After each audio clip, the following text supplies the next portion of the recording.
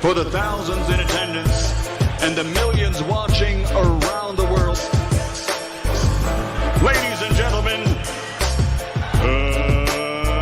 let's get ready to rumble! Yeah. What's up?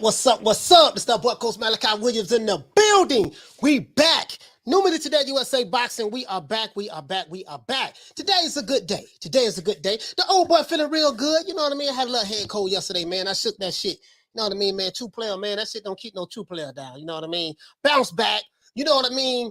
Bounce back. We bounce back strong. You see what I'm saying? Feeling real good. Man, you know what, man? Yesterday, we had so much fun yesterday, dog. Like, we've been doing these shows for... I've been going live since March of, I want to say March or April of 2021. Because I think I hit like 1,000 subscribers in like, I think 3 months. 3 months when I started, something like that. 3 months, I hit like 1,000 subscribers maybe. I've been going live since like, bro, let me tell you something. Yesterday, man, was fun. Yesterday, man, bro, sick and all. And bro, I feel I'm breathing through my nose real well. My nose ain't running a little bit, but you know, I'm feeling real good. Bro, that shit there, man. We had, man. God damn. Well, we had some fun yesterday, man. But let's give everybody a round of applause, man.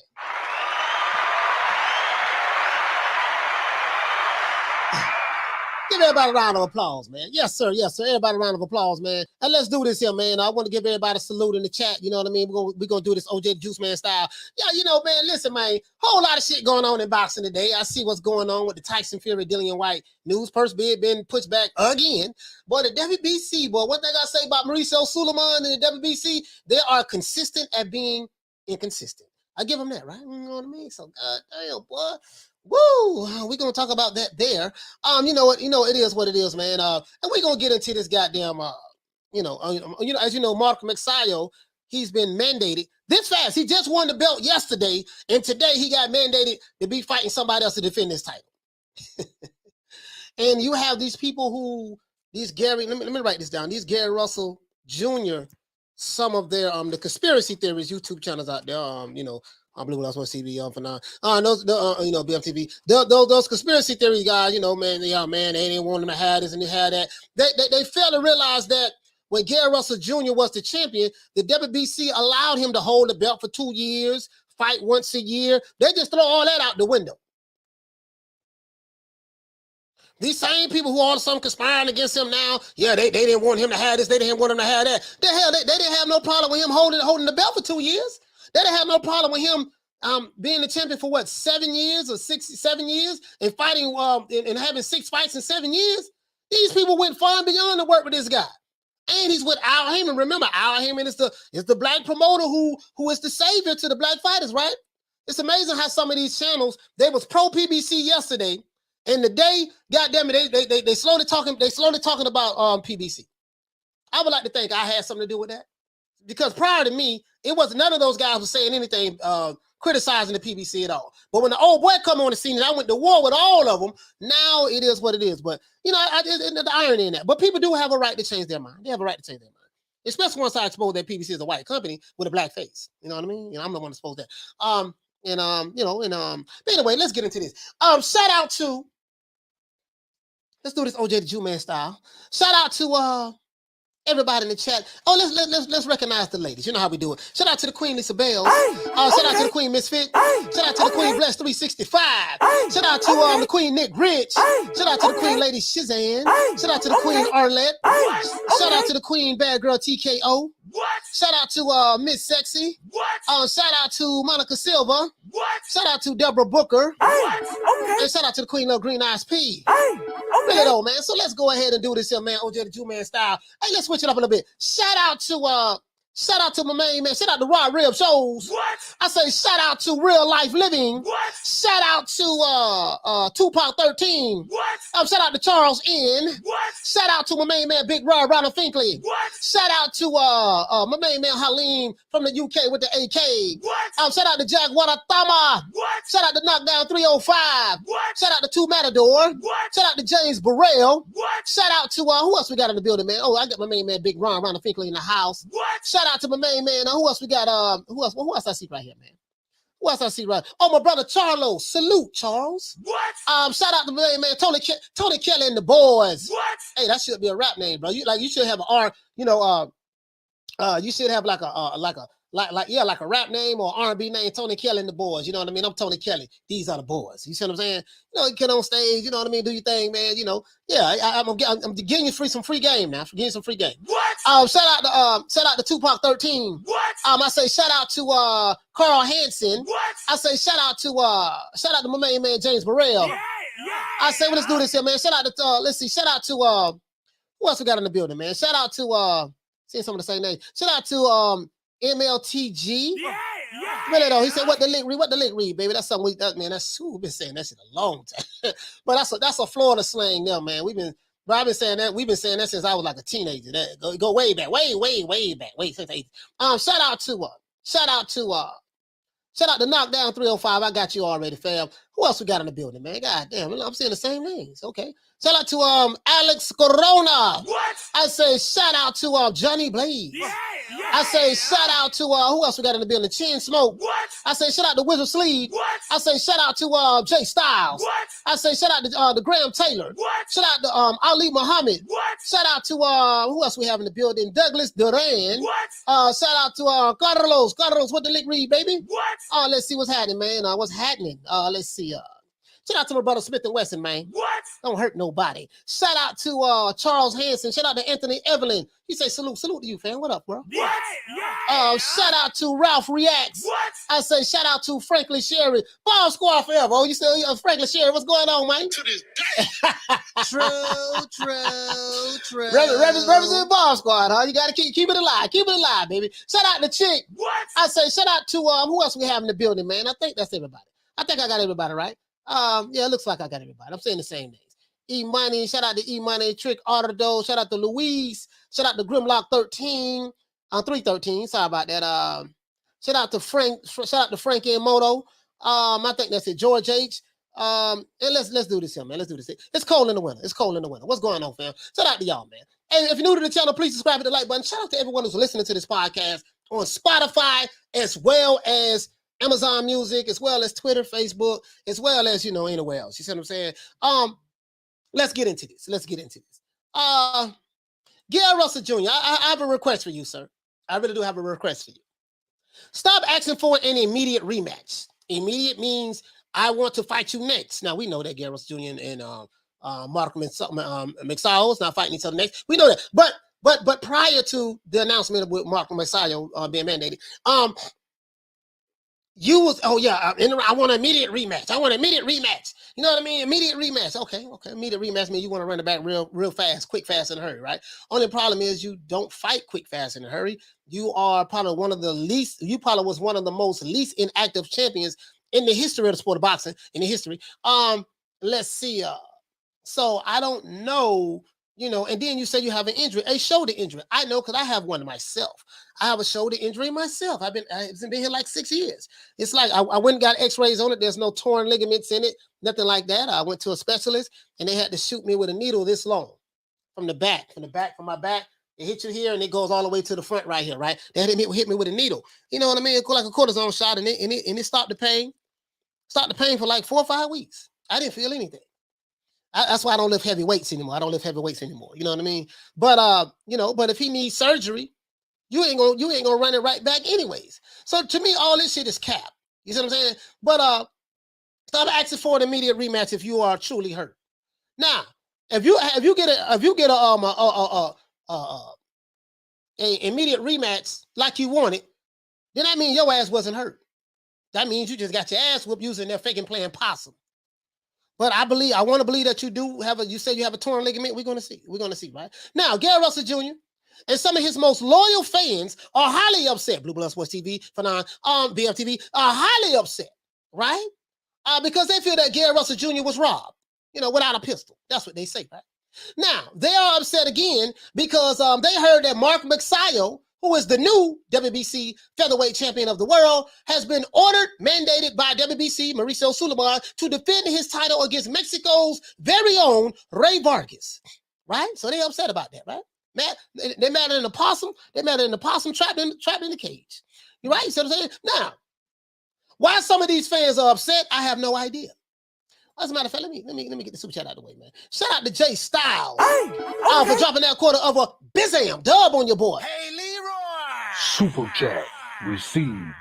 Playtime's over, boy. Yeah, man, you see what I'm saying, man? Jay Styles said, what? Yes, sir. What? Really, though. True. Yeah, we call ourselves, man, the true media, man. We the true media, man. We don't push no narratives over here. We call it the way we see it, and we don't care who we really piss off. We're going to call it the way we see it. We don't care who we piss off, and we don't kowtow to the dinosaurs in the industry. I don't care nothing about your perks. I care nothing about none of that shit. We care nothing about none of that over here.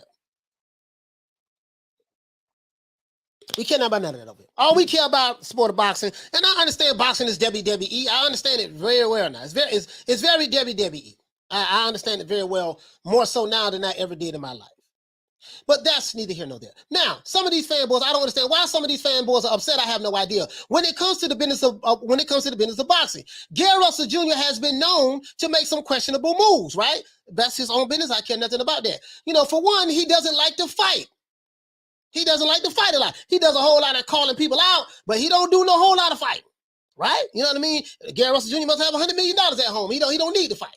Probably doing that good, right? Now, for two, Gary Russell was the longest reigning champion because the WBC gave him special treatments by allowing him to babysit the belt. So when you guys sit back talking about, yeah, man, you know, see, they didn't want Gary Russell to have that belt. They didn't want. Who was they? I don't know who they is. You speaking in ambiguous terms. They didn't want Gary Russell to have the belt. Why? What do you mean they didn't want it? How did they want it? The nigga had the belt for 2 years just sitting home chilling. And then before that, he had the belt for 7 years and fought once a year. So shit, goddamn, it looked like they didn't have no problem with him having the belt. Now all of a sudden, he went Al Heyman. Al Heyman's supposed to be the savior to the black boxing fans, right? That was what y'all say. That was the narrative y'all were pushing all last year. And the year before that, and the year before that, and the year before that, and the year before that, and the year before that. Till I came on the scene. I came on the scene and blowed all that shit up. And now, goddammit, some of these same pro PBC channels, they ain't pro PBC no more. I've been noticing the trends. I noticed the trends. And this ain't a knock on you guys who doing it. I ain't calling no names, but this ain't a knock on you guys. But I'm just saying though, you know, it's nice to know that you come over to the light. Sometimes you got to leave the dark side sometimes and come over to the light. Shout out to my brother Retro Boxing and Documentaries. Really though, man, my brother, man, for real though. Yeah. Really though, man, that's my brother, man. Boxing historian, man, for real though, bro. True. You can learn a lot from my brother. Just go to his channel, look at some of them old videos, man, and just sit back and watch, listen, and learn. You can learn a lot. I learn a lot from people who know more than me. You know what I mean? Now, anyway, back to what I was saying though. Now, Mr. Gary Russell Jr. Is one of the most inactive fighters in the sport of boxing. I say in the history of the sport of boxing, but I'm just being facetious when I say that. Now that Mark Magsayo doesn't get the luxury. Now check this out. Mark Magsayo doesn't get the luxury to sit around for years like Gary Russell Jr. did and sit on the belt.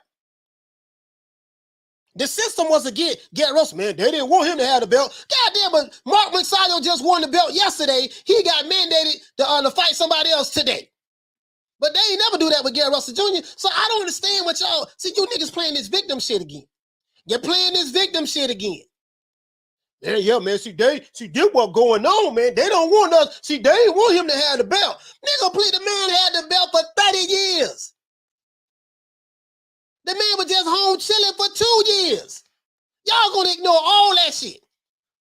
He did pretty much what he wanted to do with the belt. He didn't have to defend it. Hardly ever have to defend it. You see what I'm saying? Sat on the belt.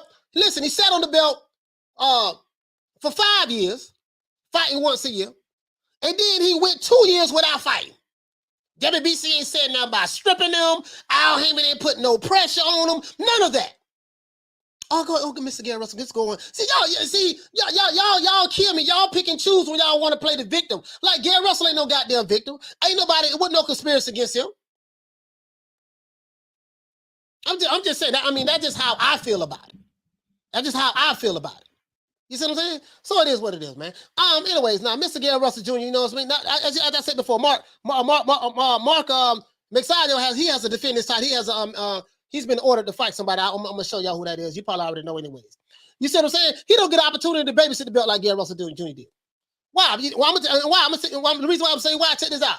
Because as soon as he beat Gary Russell Jr., he has I forgot the brother name, Rey, what the dude name? The dude from Mexico.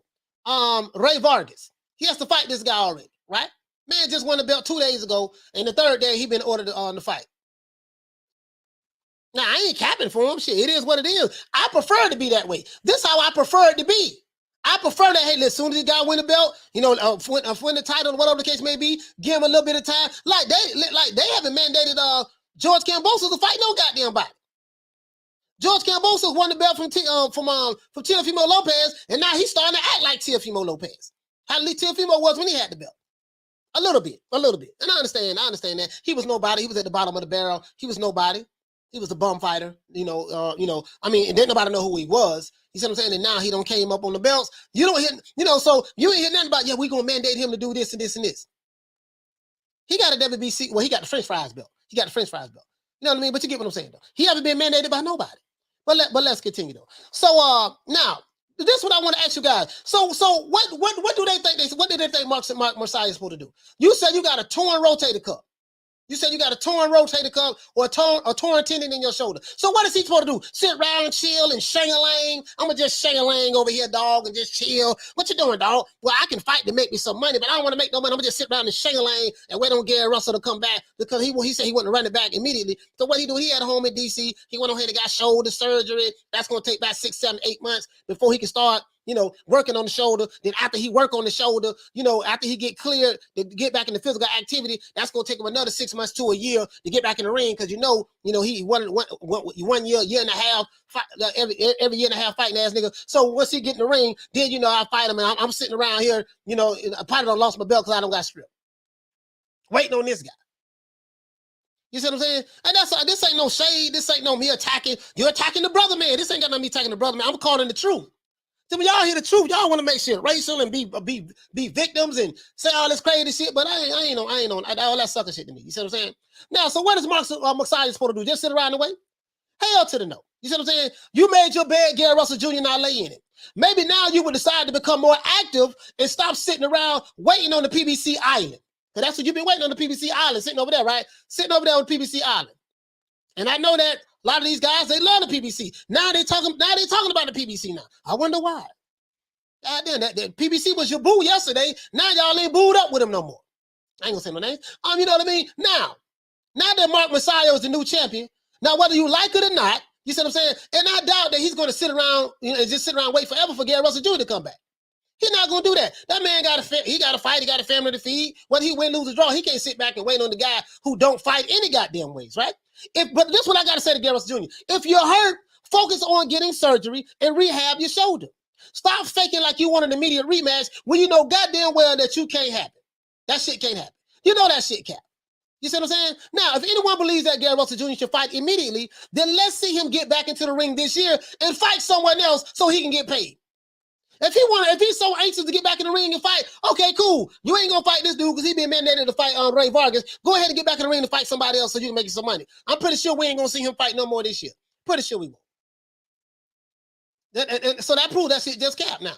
Now, rumor has it that the $500,000 that he was rumored to have gotten paid for his last fight, that money ain't gonna last long, Gary. You're gonna have to get back in the ring and fight somebody. I ain't pocket watching. This is what they said. They said you made $500,000. That's the rumor.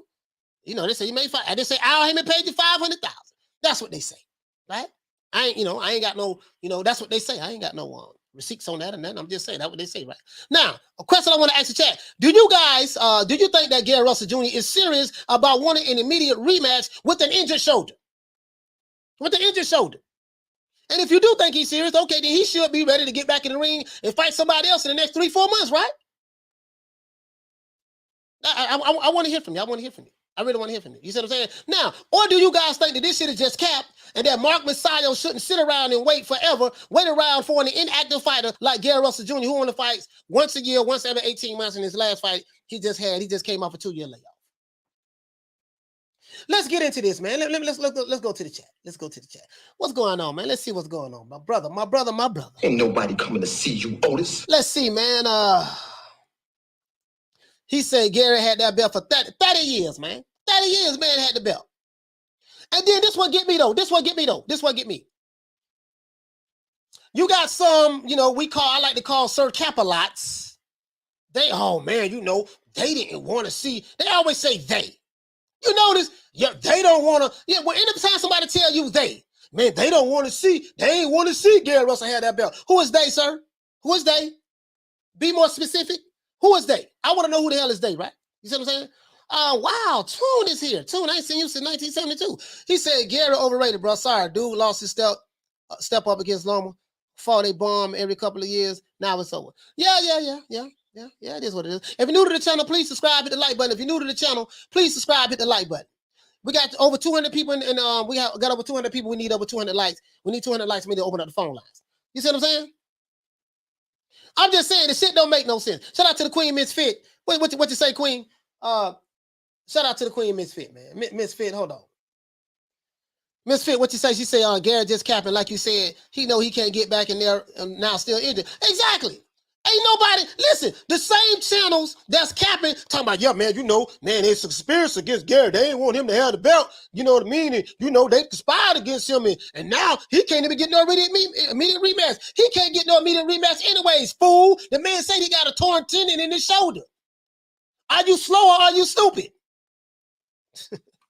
I'm just saying, though, I ain't the smartest guy in the world, but my GED education tells me if a man has a torn tendon in his shoulder, according to him, not according to no doctors or nothing else, but according to him, out of his own mouth, how is he going to get back in the ring immediately?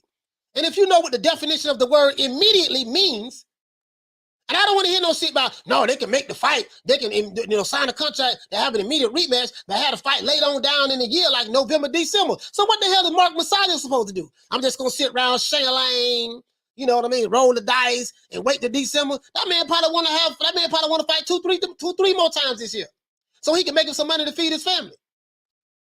Well, you dudes and your narratives, bro, your narratives.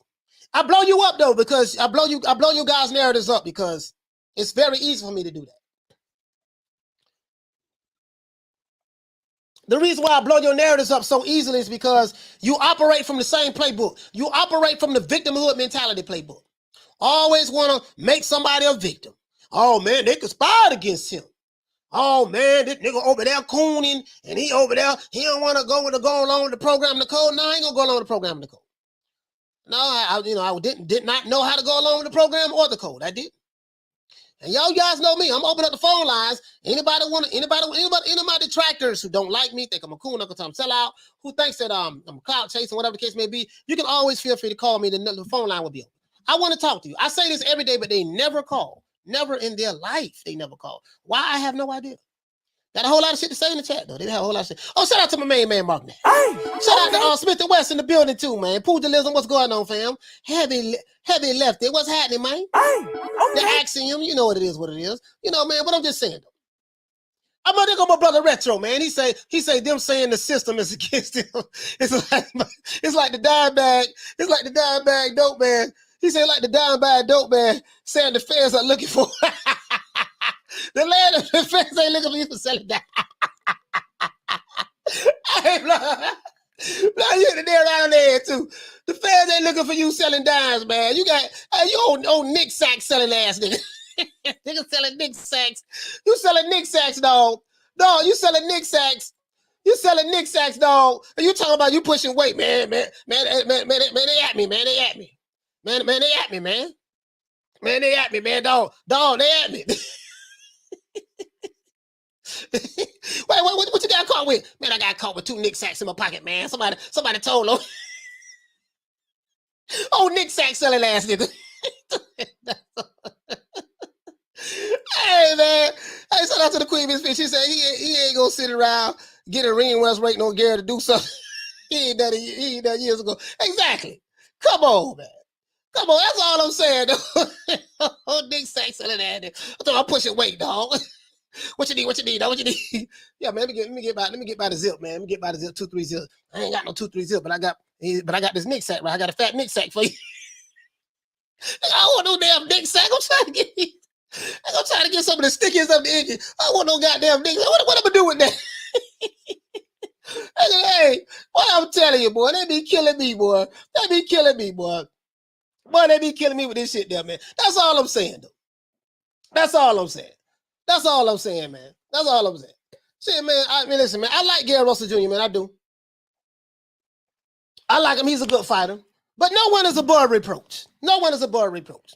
You know what I mean? I like Gary Russell Jr. I ain't banging on him or nothing. But I'm just saying, like, these guys who pushing this bullshit, I'm like, dude, how you gonna put some bullshit when the man specifically said he had a torn ligament in his shoulder? And then I look at this as fake outrage, like, yeah, man, look how they doing Gary Russell. Well, he really won the fight. If you look at it, he landed the cleaner punches. Well, okay, that's subjective to you, my brother. If you feel that way, there's nothing wrong with feeling that way. But they didn't want him to have the belt. Bro, they was more than patient with Gary Russell Jr. Explain to me, those naysayers, explain this to me.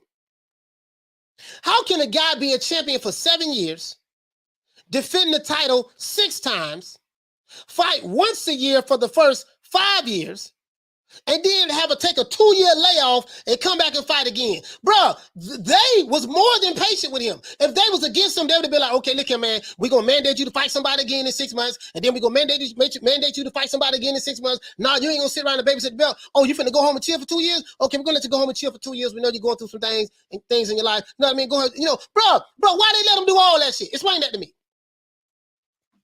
Gary Russell Jr. ain't nobody's victim. Wasn't nobody conspiring against him. He lost in the ring, right? So y'all ignore all of that. All of the shang-a-langing at home for 2 years, defending the title once a year for 5 years, and as soon as he lose a fight, he told you before the fight he was injured. He told you before the fight, he had to train himself. You know, he told you that he was going through personal issues in his life, right? You knew that he misweighed at the scale. You knew all this shit there. The man told you all this shit. Then he said, if I win in the interview, he said, well, if I win, you know what I mean? I'm going to do this, and this. He gave you he dropped all the breadcrumbs. Let you know, yeah, man, hey, man, if anybody looking to bet some money on the old boy, man, don't put no money on my man thing, shaking like booty meat over here. And now y'all talking about what? Now y'all turning on Al Heyman now. If you're new to the channel, please subscribe to the like button. We need 200 likes for me to open up the phone lines. Well, I won't open up the phone lines until we get to 200 likes. We shouted in the midget on his knees, trying to slang keys. Hold on, there's I think it was a super chat I missed, right? Super chat I missed up here earlier. Hey, if I missed the super chat up here, hold on. I did. Sorry about that. Joe Smith, I'm sorry about that, fam. Shout out to Joe Smith. Hey, okay. Dropping that quarter of a bam dub on your boy. Hey, Leroy. Super chat received. Playtime's over, boy. He said Russell Jr. winning is what's best for business. What's best for what business? Yes, what's best for his business, but I don't know. I don't know, like, what's best for business. Well, the only way he can win, he gotta get in the ring and fight, though. You feel me? Shout out to Paul Evans for dropping them 2 bam pounds on your boy. Hey, Leroy. Super chat received. Playtime's over, boy. Paul said, Coach Ava said she loving your hat and sweat, bro. Yeah, for sure. Tell Ava I said hi, Paul. Shout out to the Queen Ava. To this day. James Brown, he says, we need a new commandment. Thou shalt not shang-a-lang. Yeah, no, shang-a-lang. You got shang-a-lang. Shanghalang. Shang-a-lang. We country nigga from Florida, so shang-a-lang. Shang-a-lang. Like Jang-a-lang, but shang-a-lang. We ain't gonna do no shang-a-langing, man. You want a shang-a-lang at the house? I made shang-a-lang up. But you want a shang-a-lang at the house? I've been saying that for years. You know what I mean? So, you see what I'm saying? But yeah, man, you want a shang-a-lang at the house and all that stuff there, and you get what I'm saying? No, man. Them people been more than patient with him. Now all of a sudden he a victim now. Come on, dog. I can't go for that. I'm like holding no, so I can't go for that. Shout out to Big Ron Finkley. For dropping that quarter of a bizam dub on your boy. Hey, Leroy. Super chat received. Playtime's over, boy. He said the saying goes, you have to stay ready. You got to stay ready, man. Listen, man, the man sitting back shang-a-langing, man. Man wasn't doing nothing. The man, shout out to the Queen Deborah Booker. Yeah, man, you see the man wasn't doing nothing. They was more than patient with him. Shout out to the Queen Deborah Booker for dropping that half for bam dub on your boy. Hey, Leroy. Super chat received. Playtime's over, boy. You get what I'm saying, though? Like, bro, like, I'm just, I just called it the way I see it. She said, keep up the good work, coach. Forget all the haters. that I rock with you no matter what. Yeah, I mean, I ain't worried about the hate of Deborah, man. Thank you so much for the support. It ain't really about that. I just try to keep it even keel. I'm not trying to go too far to the left or too far to the right. I'm just saying, I get it. You wanted Gary Russell Jr. to win. He didn't win. But don't sit back and, because we do have real issues in the sport of boxing. But this particular situation, this particular instance, this wasn't the system was against him. They wanted Mark Magsayo to win and all that shit there. Who was they? What, the Gary Russell must have wanted him to win too? Surely it doesn't matter what they wanted. If Gary Russell wanted to win that fight, he had every say-so to try to win that fight. He said his shoulder was injured. He tore. As a matter of fact, let me stop talking. Let me show you the receipts. Shit, I ain't got to keep telling y'all this shit. Let me show you the receipts. Show you the receipts. Then what he say? Then what he said out his own mouth. I didn't say it. So you're gonna have to explain to me how a man who admits to you that he has a torn tendon in his shoulder, you're gonna have to explain to me how was he gonna come right back and get an immediate rematch, and you're gonna have this fake outrage. Well, I can't believe they don't want to do that. You see how they do us? You see what they doing to Gary Russell Jr.? Oh, victimhood ass nigga ass shit. Oh, y'all some weak men, very weak men. Let me see, let me get the volume up on here. He ain't saying that right here. Oh, it's up, volume up. All right, wait, playing. Let me tell you something, bro. I ain't nobody's victim. If you see me on the side of the road, fighting a grizzly bear, pour honey on me. I ain't gonna be sitting back, oh man, damn, the dude whooped me, dog. Yeah, man, you know what happened was, dog. See, man, God, man, you know they ain't want me to win, man. They was, no, man, you see me on the side of the road fighting a grizzly bear, pour honey on me. How it go down, so be it. I'm gonna be a man, stand up on my own too, be like, okay, I'm gonna bounce back from this shit. I don't need no niggas throwing no pity parade for me, talking about, yeah, man, oh, man, look how they did Gary, man. And, they ain't want to see him do that and to see the system what it was, man. And now the PBC, they turn. No, man, y'all cut. That's some suck ass shit, man. Y'all cut that out. Hey, Slim, I ain't gonna hold y'all. Politics is a bad motherfucker. You know what I'm saying? I beat that boy at least 10 rounds to 2, 9 to 3, man. Man, took old boy to school, man. I don't know, man. It is what it is, man. Let me turn it up. Some love, man. As a matter of fact, let me pull it up here for you, just in case y'all can't hear it, because he is talking kind of low. Just in case y'all can't hear it, let me do this. Let me go ahead and do this. Because I got it right here. Hold on. Just in case y'all can't hear it, man. The man said he took old boy to school and all that shit there. I mean, that's fine. If you feel that way, there's nothing wrong with that. I don't even have any gripes about anyone feeling that Gary Russell won. Ain't nothing wrong with that. I ain't tripping on none of that. What I'm looking at is, don't tell me he's the victim. Don't tell me that the system tried to keep him down and, Hobo Sam didn't want Shawty Big Nuts to win and, Toucan Sam, had problems with the Keebler elves and, don't tell me all that. Yeah. Here you go. Hey, Slim. I ain't gonna hold y'all. Politics is a bad motherfucker. Let y'all hear this, man. You know what I'm saying? That's his phone. I beat that boy at least 10 rounds to 2, 9 to 3, man. Man, took old boy to school, man. I don't know, man. It is what it is, man. I just wanted to come on here and show y'all some love, man. To the real supporters, you know what I'm saying? To the real fans, man. I appreciate it.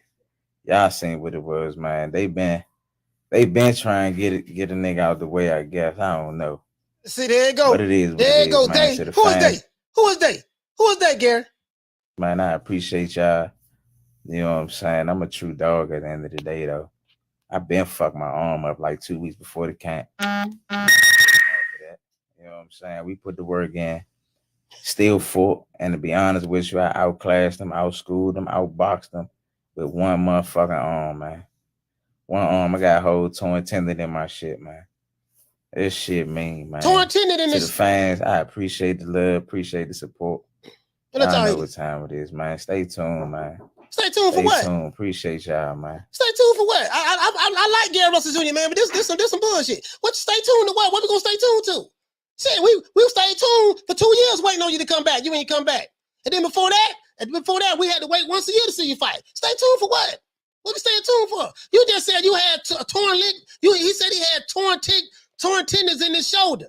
And he still took Buddy to school. So tell me how you want an immediate rematch when you just admitted before the fight that you had an injury, and then after the fight you said you said you had torn ligaments, torn tendons in your shoulder. How? I ain't no doctor, not a nurse, none of that shit, right? But my common sense tell me if you have torn ligaments in your shoulder, you ain't gonna come right back from no injury. So all this bullshit that y'all do, the fake outrage, yeah, man, they didn't want to see Garrett get, they didn't want to. I won 9-3, 10-2. Well, I ain't even tripping on that. He have a right to feel that way. He should have said that. He should have said that. Shout out to Boxing Conversation. Shout out to Reggie Owens, man. Reggie Owens, what's going on, my brother? What the lick mean, fam? You see what I'm saying? So I like to throw people words back at them. I'm sitting back and looking at some of these guys, and this hey, Jesus said he did it for the hood. Oh God. What they be saying? Oh God. On God them. On God them. I just said though, right? Bro, like this shit look crazy. Yeah, man, the politics is a mother. I guess they didn't want me to win. Who is they? Listen, next time y'all get in a conversation with somebody, listen, I'm gonna tell you something. When you go to talking to some of these conscious community guys, I know because I used to be a part of the conscious community. Right? When you go to talking to some of these conscious community guys, or when they go to say, yeah, man, see, they don't want to see us do this. They don't want to see us do that. Stop anybody say, who is they? Make them be specific. Who is they? Because that's very ambiguous. I need you to be, who is they? Put a receipt on that shit. Put a name on it so I can know exactly who you're talking about. I want to be clear. I want to make sure that I have an understanding of the understanding, you know what I mean? So I can understand what you're talking about. You see what I'm saying? That's all that is. That's how I like to do it. You see what I'm saying? So all these, man, all these, Damian Webster say they equals Sam Watson, coach. Yeah, no, Damian, what I need to hear, I can't assume that's what they means. I need to hear him say Sam Watson.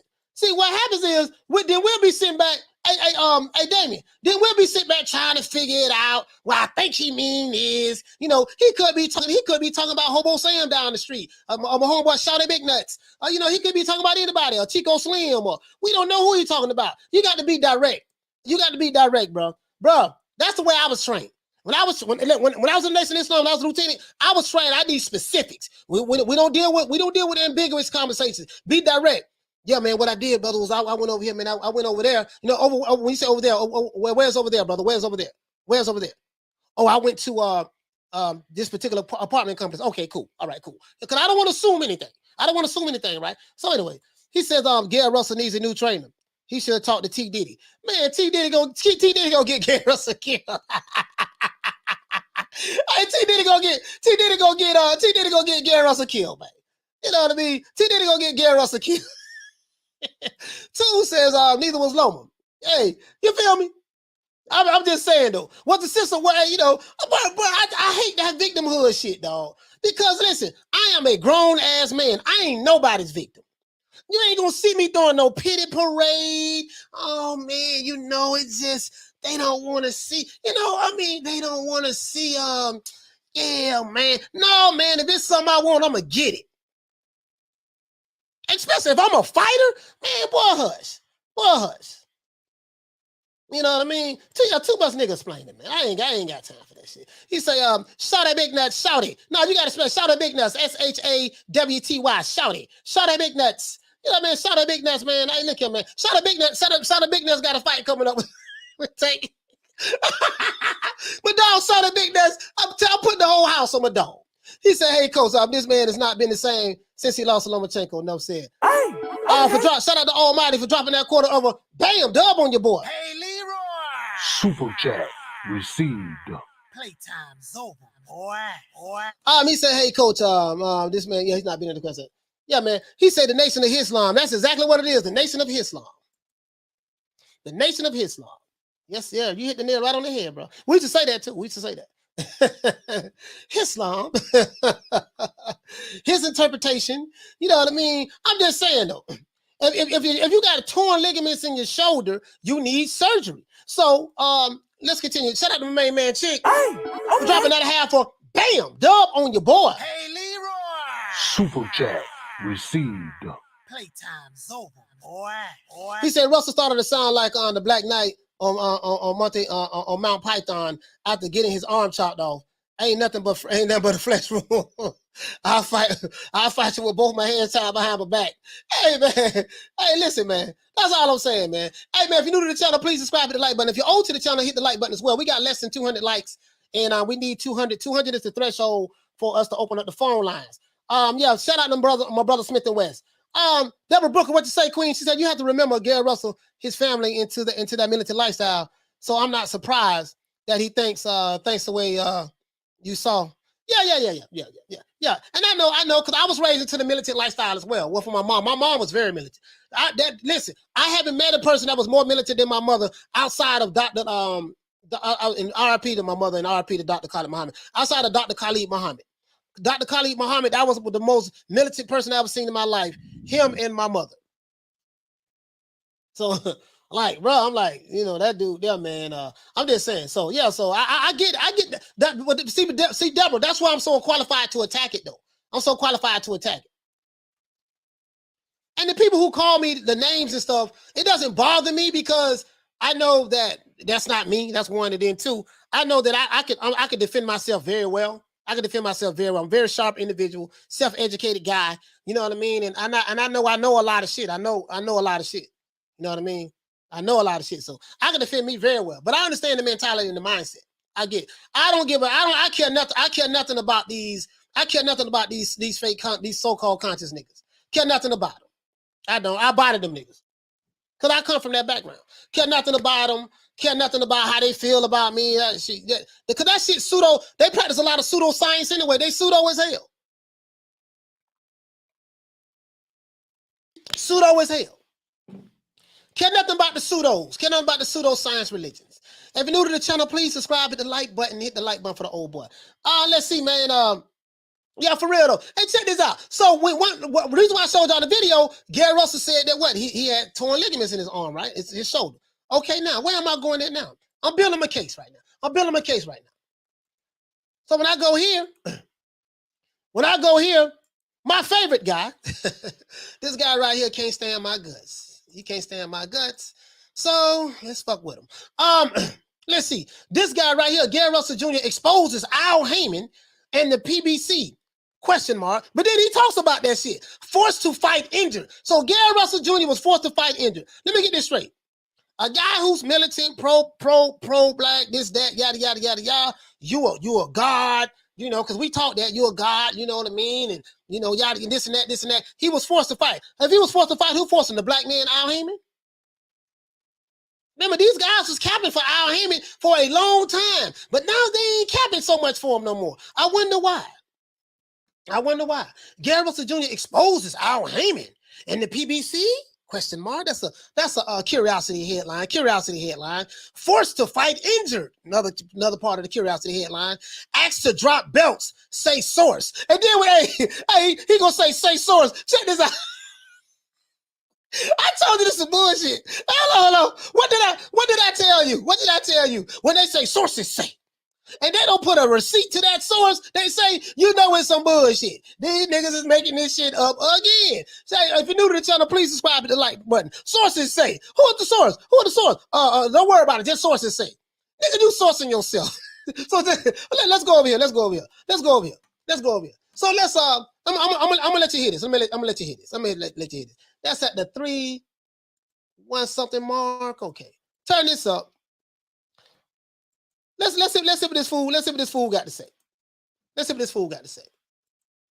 We're going to talk about the underbelly of boxing and the part that we know is existing and something that we saw last night and actually play out over the last week or so before the Gary Russell Jr. Mark Magsayo fight. And that is what I believe and what I'm hearing from my sources is straight up politics and Gary Russell Jr. not being in the good graces of people in the PBC, and them pretty much setting in course him no longer having that belt. But let's talk about it. So notice he said, in my sources, I'm hearing in my sources, and they don't, bro. You know what his source was? I'm just going to tell you what his source was. Remember the video that I just showed you that Gary Russell Jr. Made? That was his source. Gary Russell said, man, politics is a mother. I had torn ligaments in my shoulder, this and that shit there. That was his source. So from my sources, from what I'm hearing, they forced him to fight at the PBC. But wait a minute, they was just in love with the PBC just yesterday. Remember? PBC, Al Heyman the place to be. Yes, y'all. Throw your hands in the air, wave them like you just don't care. You down with the PBC? Yeah, you know me. Call Al. Well, what happened to all of that? Now the PBC is Al Heyman, right? Oh, okay. I'm just saying. I'm just saying. As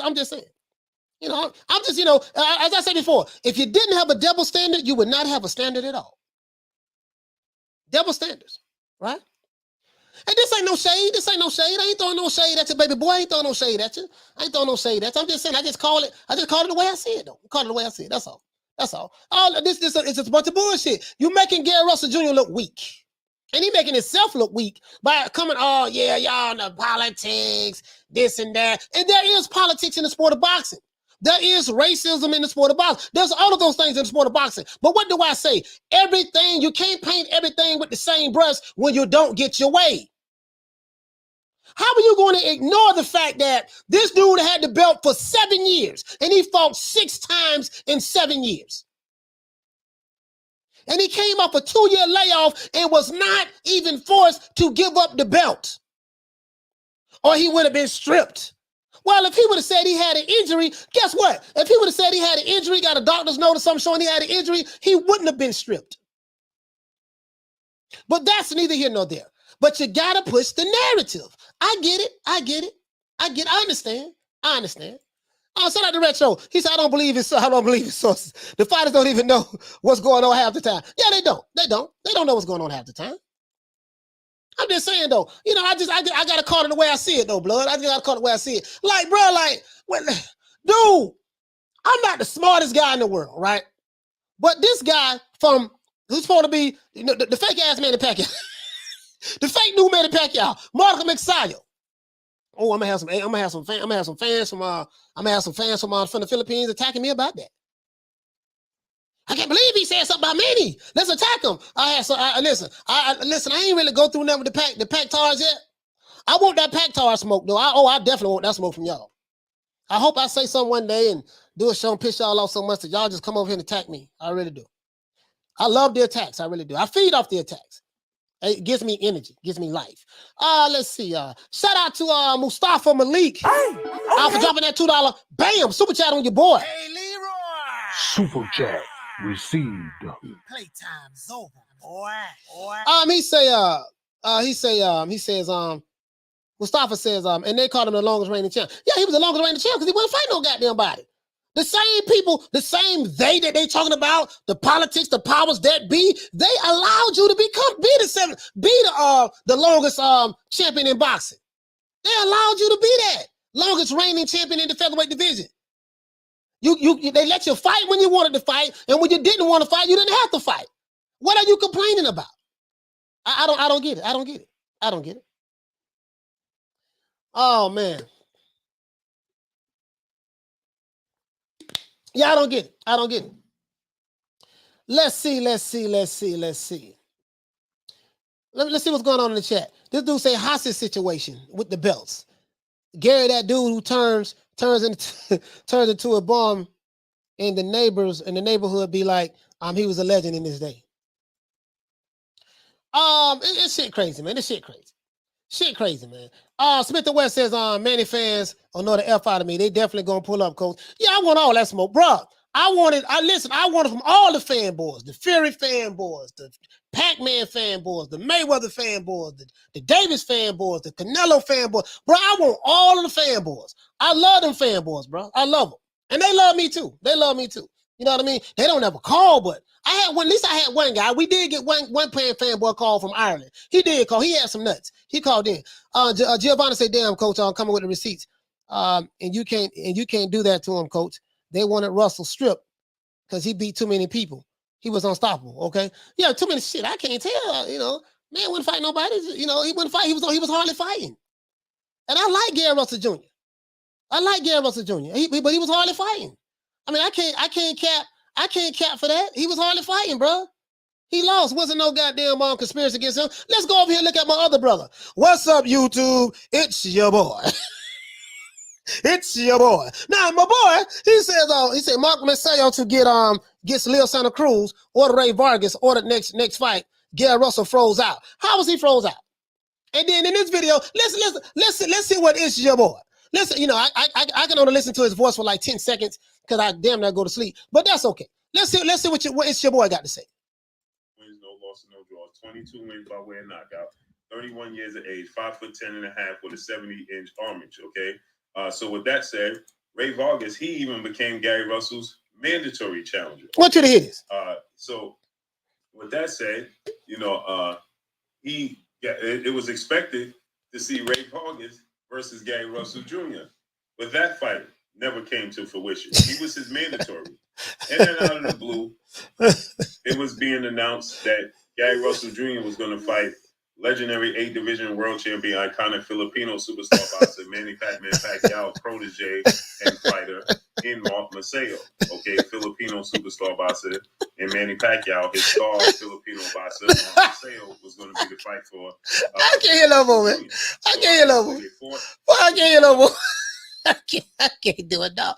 I can't hear no more, dog. My ADHD won't allow me.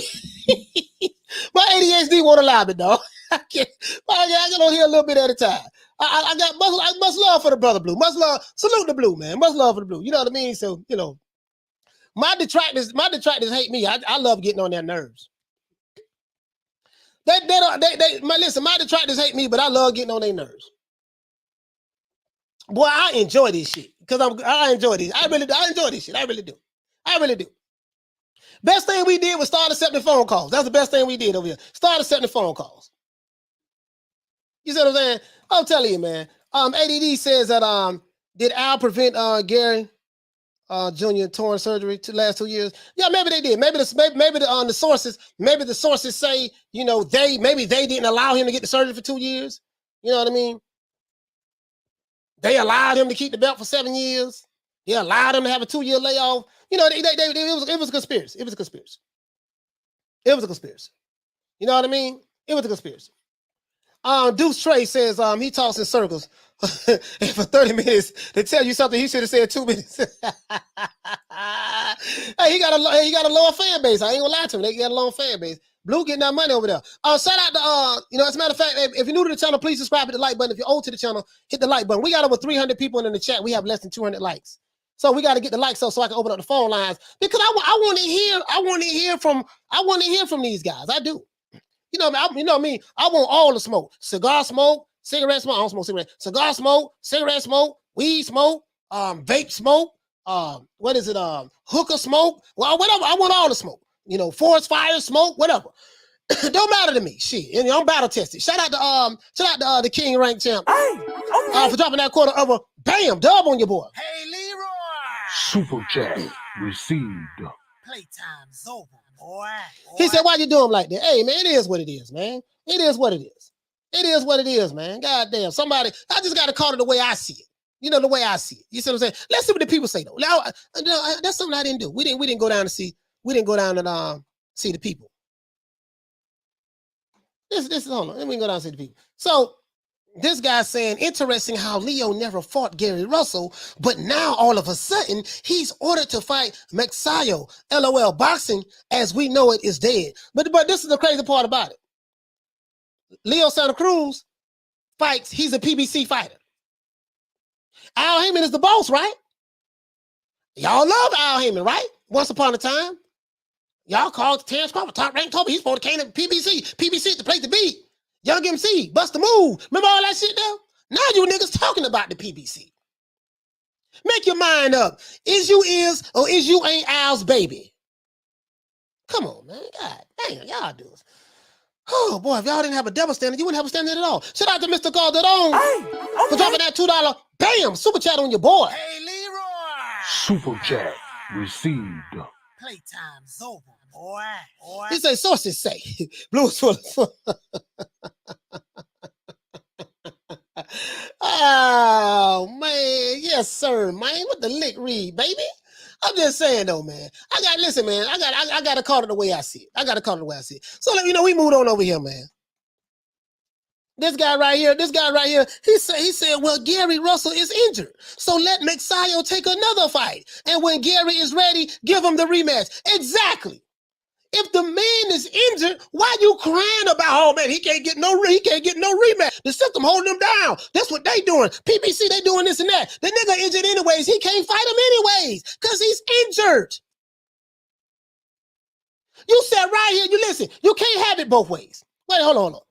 You can't have it both ways. You can't say, oh man, you know the only reason why Gary lost the fight or the reason why it was close because Gary Russell was injured. If he was healthy and he come back, he'll beat that boy. So you can't say that in one breath, but then turn around in the next breath and cry that he can't get the immediate rematch while at the same time acknowledging that he's injured and that's why he lost the first fight because he was injured. So when your common sense tell you, let me go ahead and get the injury taken care of first, baby boy, and then once I get it healed up, get it taken care of, get the surgery, go through the rehab, and then start back training again, I'll be good to go for the rematch with baby boy. Your common sense don't tell y'all that.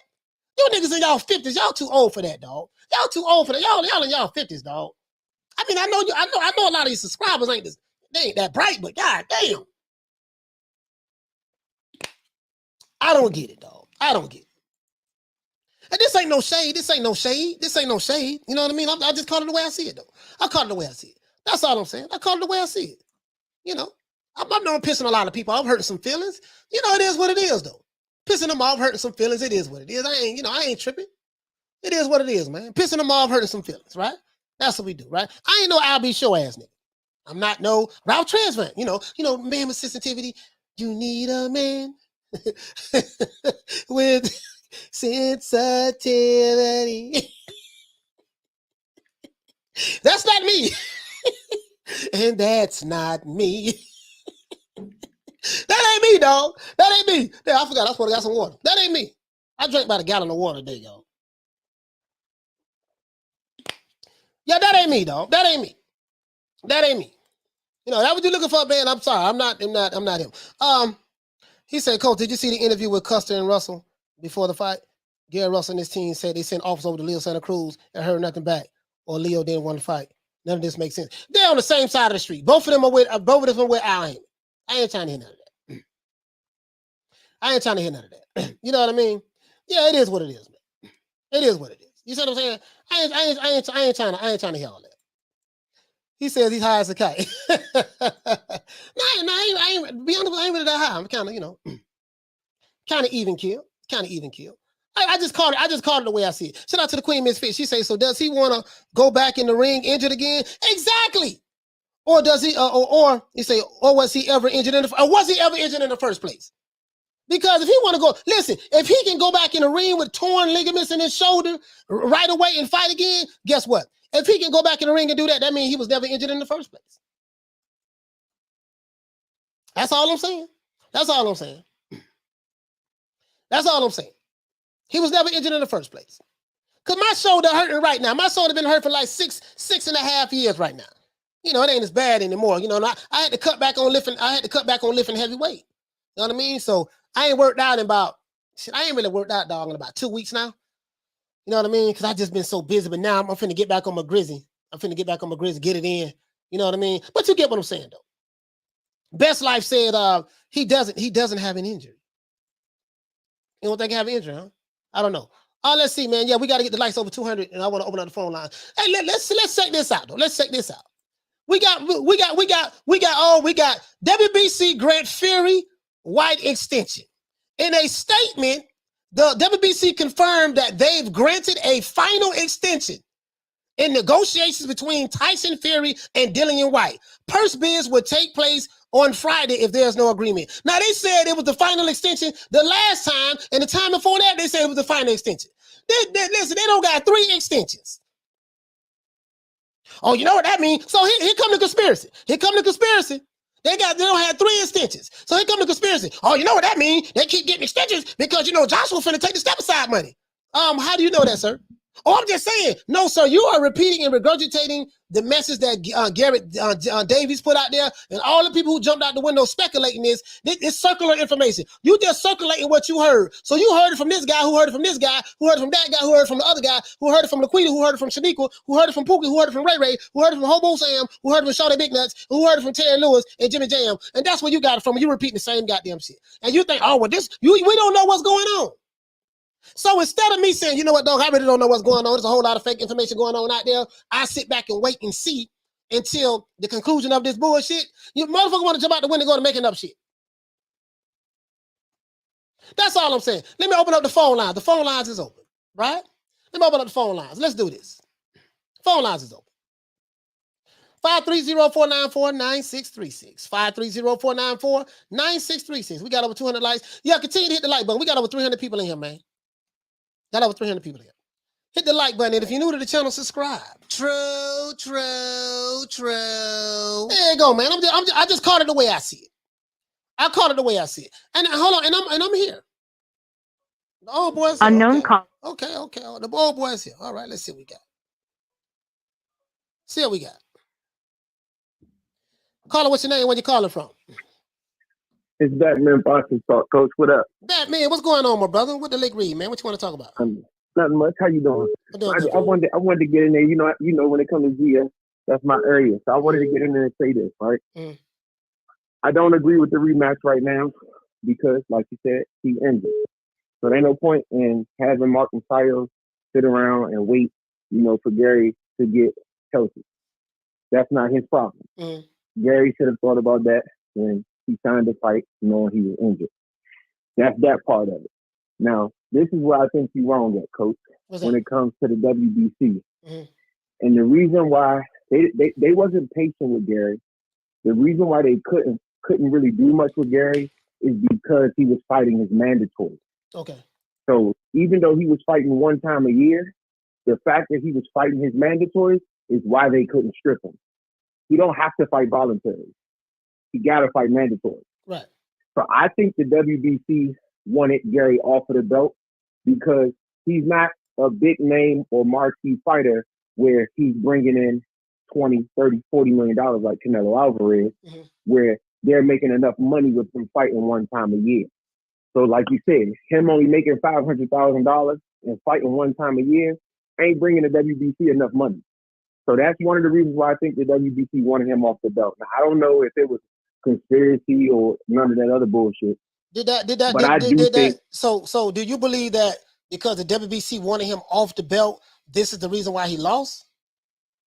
No, definitely. No, 100%. Gary lost because he took the fight knowing that he was injured. And then he in his mind, he's thinking, I'm going to be able to go. I've been getting through with this injury for the past 6 years. I'm going to be able to go in there, you know, work little Manny and get him out of there, and I'll be able to, you know, heal and recuperate. But it didn't work out that way this time. So, and that's why I said when I first started, Coach, that's not Lil Manny's fault. That's Gary's fault. So that's why I'm not pushing, he need to get a rematch, Gary Russell will never be able to fight for the WBC ever again because they are not okay with him fighting one time a year. And then he was just off for 2 years. Like why he but go ahead. But the off for 2 years wasn't his fault. It was Rey Vargas' fault because Rey Vargas was his mandatory, and then he pulled out of the fight. So the WBC couldn't do anything because the mandatory pulled out. See, the reason why Gary was able to keep his belt is because he was fighting his mandatory. See, if he'd have been fighting voluntary once a year, they would have been stripped him a long time ago. But the fact that they couldn't do much was because he was fighting his mandatory. So when his mandatory pulled out, why they didn't mandate another fighter? They did, Mark Magsayo. Okay, after 2 years? Okay. So I see what you're saying. So his mandatory came up with Rey Vargas after the end of the year. Rey Vargas pulled out. Remember Rey Vargas just fought on Canelo's undercard with Caleb Plant. So that probably should have been Gary Russell or some time before. So Gary Russell had to, it took a month or so for them to mandate another fighter, which is why he fought in January and not November. You see what I'm saying? All right, so well, anyways, so basically you agree that Gary Russell should not be. So this is what I'm saying. If you know you injured, why he you can't get a rematch. He can't fight. Why you calling this guy? Yeah, you can't fight right now anyways. Yeah, so like why is the fake outrage is what's tripping me out. Like, okay, if you know this guy's injured, why are you being outraged when you know this guy can't fight anyways? So this is why, coach, because a lot of these guys who do YouTube, and I'm gonna talk about this on my channel a little later today, but a lot of these guys who do YouTube because and I'm tied to DC and Gary Russell and all that shit too, but I'm gonna call it the way it is. A lot of these guys who do YouTube, they're tied to these fighters. They want these interviews. So they know that Gary Russell will never get a chance to be a WBC champion again, ever.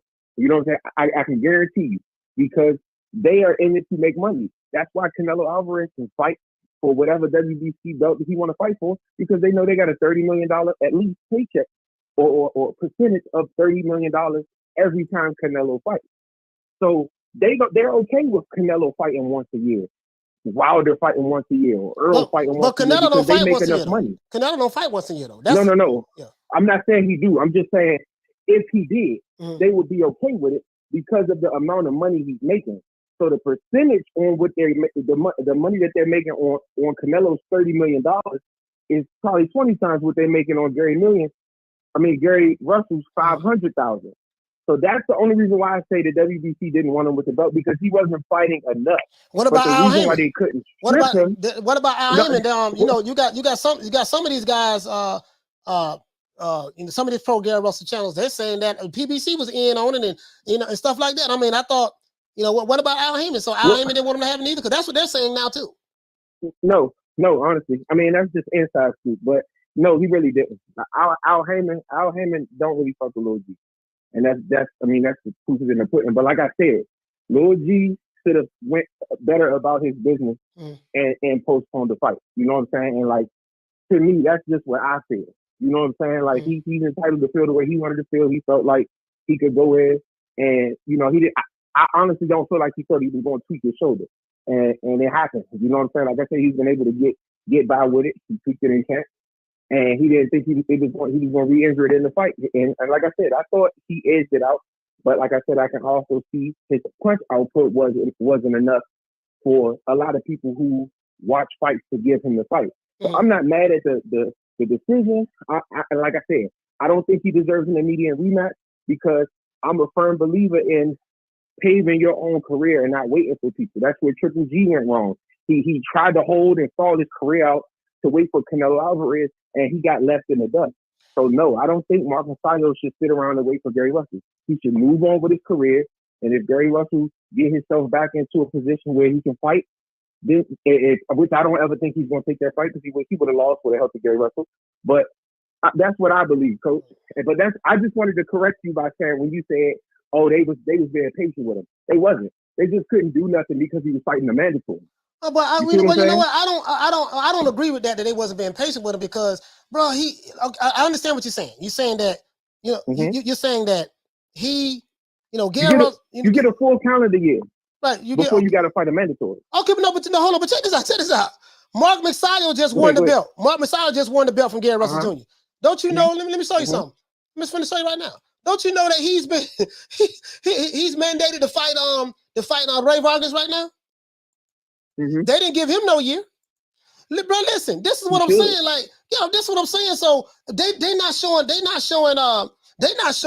Mark Magsayo any of that patience. Okay, you said they wasn't patient with Gary Russell. Well, if they wasn't patient with Gary Russell, they damn sure ain't patient with Mark Magsayo. This dude just won the belt yesterday. And right here, I'm looking at a whole bunch of articles, and I went on the WBC website as well. The WBC Bouncing Council has identified Mexican Rey Vargas as the mandatory challenger to newly crowned featherweight champion Mark Magsayo. Now they wasn't mandating fighters for Gary Russell Jr. this goddamn fast. This dude just won the belt yesterday. Today, goddamn it, he being mandated already. So notice who they just mandated though. Notice who they just mandated. But that's not even the point. Who they just mandated. The fact is, it's the guy that was supposed. It's the guy that he was supposed to fight. It was the guy that Gary, just like with the Canelo Alvarez and Yildirim mandate shit. Yeah, I hear what you're saying, but you're saying all that to say what? Because the belt never changed hands. If when Mark Magsayo fights Rey Vargas, he won't get another mandatory for a year. If he wins. Now, if Rey Vargas wins and the belt changes hands, then they can do what they want to do. Okay. All right. Well, we'll see. We'll see. Hey, shout out to you, Batman Boston Talk, man. I appreciate you calling in. Shout out to you too, Coach. I appreciate you always, man, for having me on. Have a good one. I'm yes, back in the chat. Yes, sir. Yes, sir. Yeah, man. I just, I want to show y'all this. I want to show y'all that. Smith and West, what you say, fam? If boxing, he say, if boxing was it, should be Gary. Y'all should have been able to take the Warrington fight. Yeah, he should have took the Warrington fight. He had he took the fight, maybe he could have had. Yeah, he could have took. He didn't take that Warrington fight. He turned the money down, saying that it was peanuts or slave wages or some shit. He said from Eddie Hearn. Eddie Hearn offered him a meal or something like that. That's what they say. I don't know. And then word has it he only got paid $500,000 on this fight. So, caller, what's your name? Where you calling from? Fortunator from Tuscaloosa, Alabama. Repeat your name again. I can't. Your phone breaking up. Fortunator. Where you from? Tuscaloosa. Okay, Tuscaloosa, Alabama. I didn't get your name, but don't worry about it. What's your name? What you calling from? Not where you calling from. What you want to talk about, fam? I want to talk about why you always listen to LBBC community. I got dudes that I'm all right with the LDBC.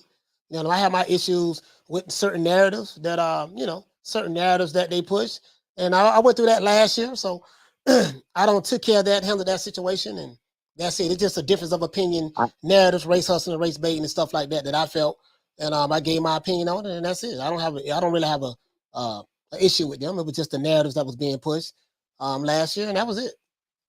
Do you have a problem with me? Do you have a problem with what I say? No, I just want to say you got to be a little bit more lenient because, LBBC stands for Learning Disability Boxing Community. So just take it easy a little bit. All right, man. Well, salute to you, fam, for calling in. All right. Shout out to the brother who called in. I didn't get his name, but because the phone was kind of muffled. She said, yeah, the phone was kind of muffled. Let's see. Who else? She said, imagine if Thurman lose to Barrios. Ooh, that's gonna be something else. Phone lines is open, 530-494-9636. Let me show you guys this article. Check this out. Now, this dude, bro, all I'm saying is they didn't even wait to, I'm just saying, like, there's no flexibility with him. The man ain't got no opportunity to honeymoon with the belt. He ain't got to, go around the world, do a press tour, do a worldwide concert. Yeah, I'm the champ. I got the belt. I'm just saying he ain't got opportunity to do none of that. Man just won the belt Saturday. And yesterday, goddamn, he mandated already. And I ain't capping for him. I ain't tripping. I'm just showing you how this shit work. Like they could have did that to Gary Russell if they wanted to. They could, that's all I'm saying. I hear what Batman talk, but Batman Boston Talk saying, but caller, what's your name? Where you calling from? Fernando from New York. Fernando from New York. What the link read, man? What you want to talk about as related to the subject matter?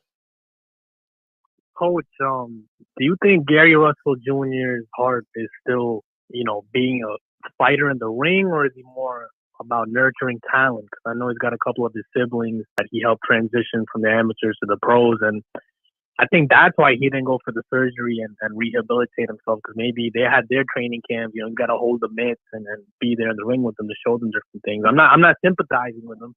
I don't think he should have taken the fight.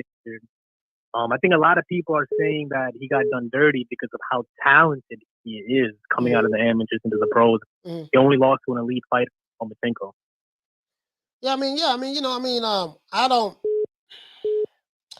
Gary, now I'm not gonna lie. Gary does have a future in being a trainer. I love the way he trains. I love the instructions that he gives his brothers when he's training them. Like, I really, really love him as a trainer. So, I don't know. I can't. I want to see me. I don't try to speculate anything. I try to go to the primary source of information, and I hear what he says out of his mouth, and I take what he's saying and say, okay, that's it.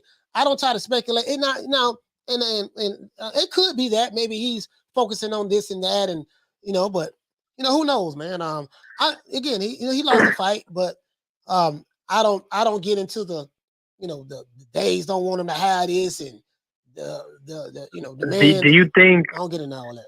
Do you think he's gonna have the hunger to be on the comeback trail? Because now the purse is gonna be lowered. He's no longer a champion, and he's got to get back into contention. Do you think he wants to pursue being a pugilist, or he wants to just go more the training route and just manage his brothers? I mean, he'll probably go more the training route. I think he'll probably go more the training route because he got an injured shoulder now. He got to get surgery. If he don't get surgery, he can't come back from that. It's going to take him time to rehab it. So it is what it is, man. At the end of the day, whatever Gary Russell Jr. decides, I'm pretty sure he's going to do what's best for him and his family. And I wish him the best of luck. I just ain't going for the they didn't want this and Al Heyman conspiring against him that. And, these same guys who was praising Al Heyman. You know what I mean? And the WBC didn't want I think I think it was Al's influence that allowed Gary to be a champion without defending in more than 24 months, I think. So, he did benefit from the Al Heyman influence. And then in some ways, you could. Yeah. Al might have treated Leo Santa Cruz better than Gary Russell, but I don't know. That's like inside politics that I don't know. So I'm not going to talk on that. Yeah, but sure. Hey, listen, Hernando, thank you for calling in, fam. All right, thank you so much, brother, for calling in. Thank you for letting me know. Take care, Coach. Yes, sir. Keep up the good work. Yes, sir. Yeah, let me tell you something about me. I'm a grown-ass man, dog. I don't give a damn. If I'm a boxer and I'm signed to promote to the company, I don't give a damn if another guy is favors another guy. So you trying to tell me, I be hearing people say this too, right? Shout out to Hernando. But they say this, right? Yeah, man, Al Heyman, he really favors Gary. He really favors Leo Santa Cruz. So the pro-black Al Heyman, y'all say he was pro-black. You're trying to tell me he prefer a Mexican guy over his black brother? Blow that whole pro-black shit you niggas spin out the window. Blow that shit right out the window, right? Blow it out the water. But I ain't here to get on that today.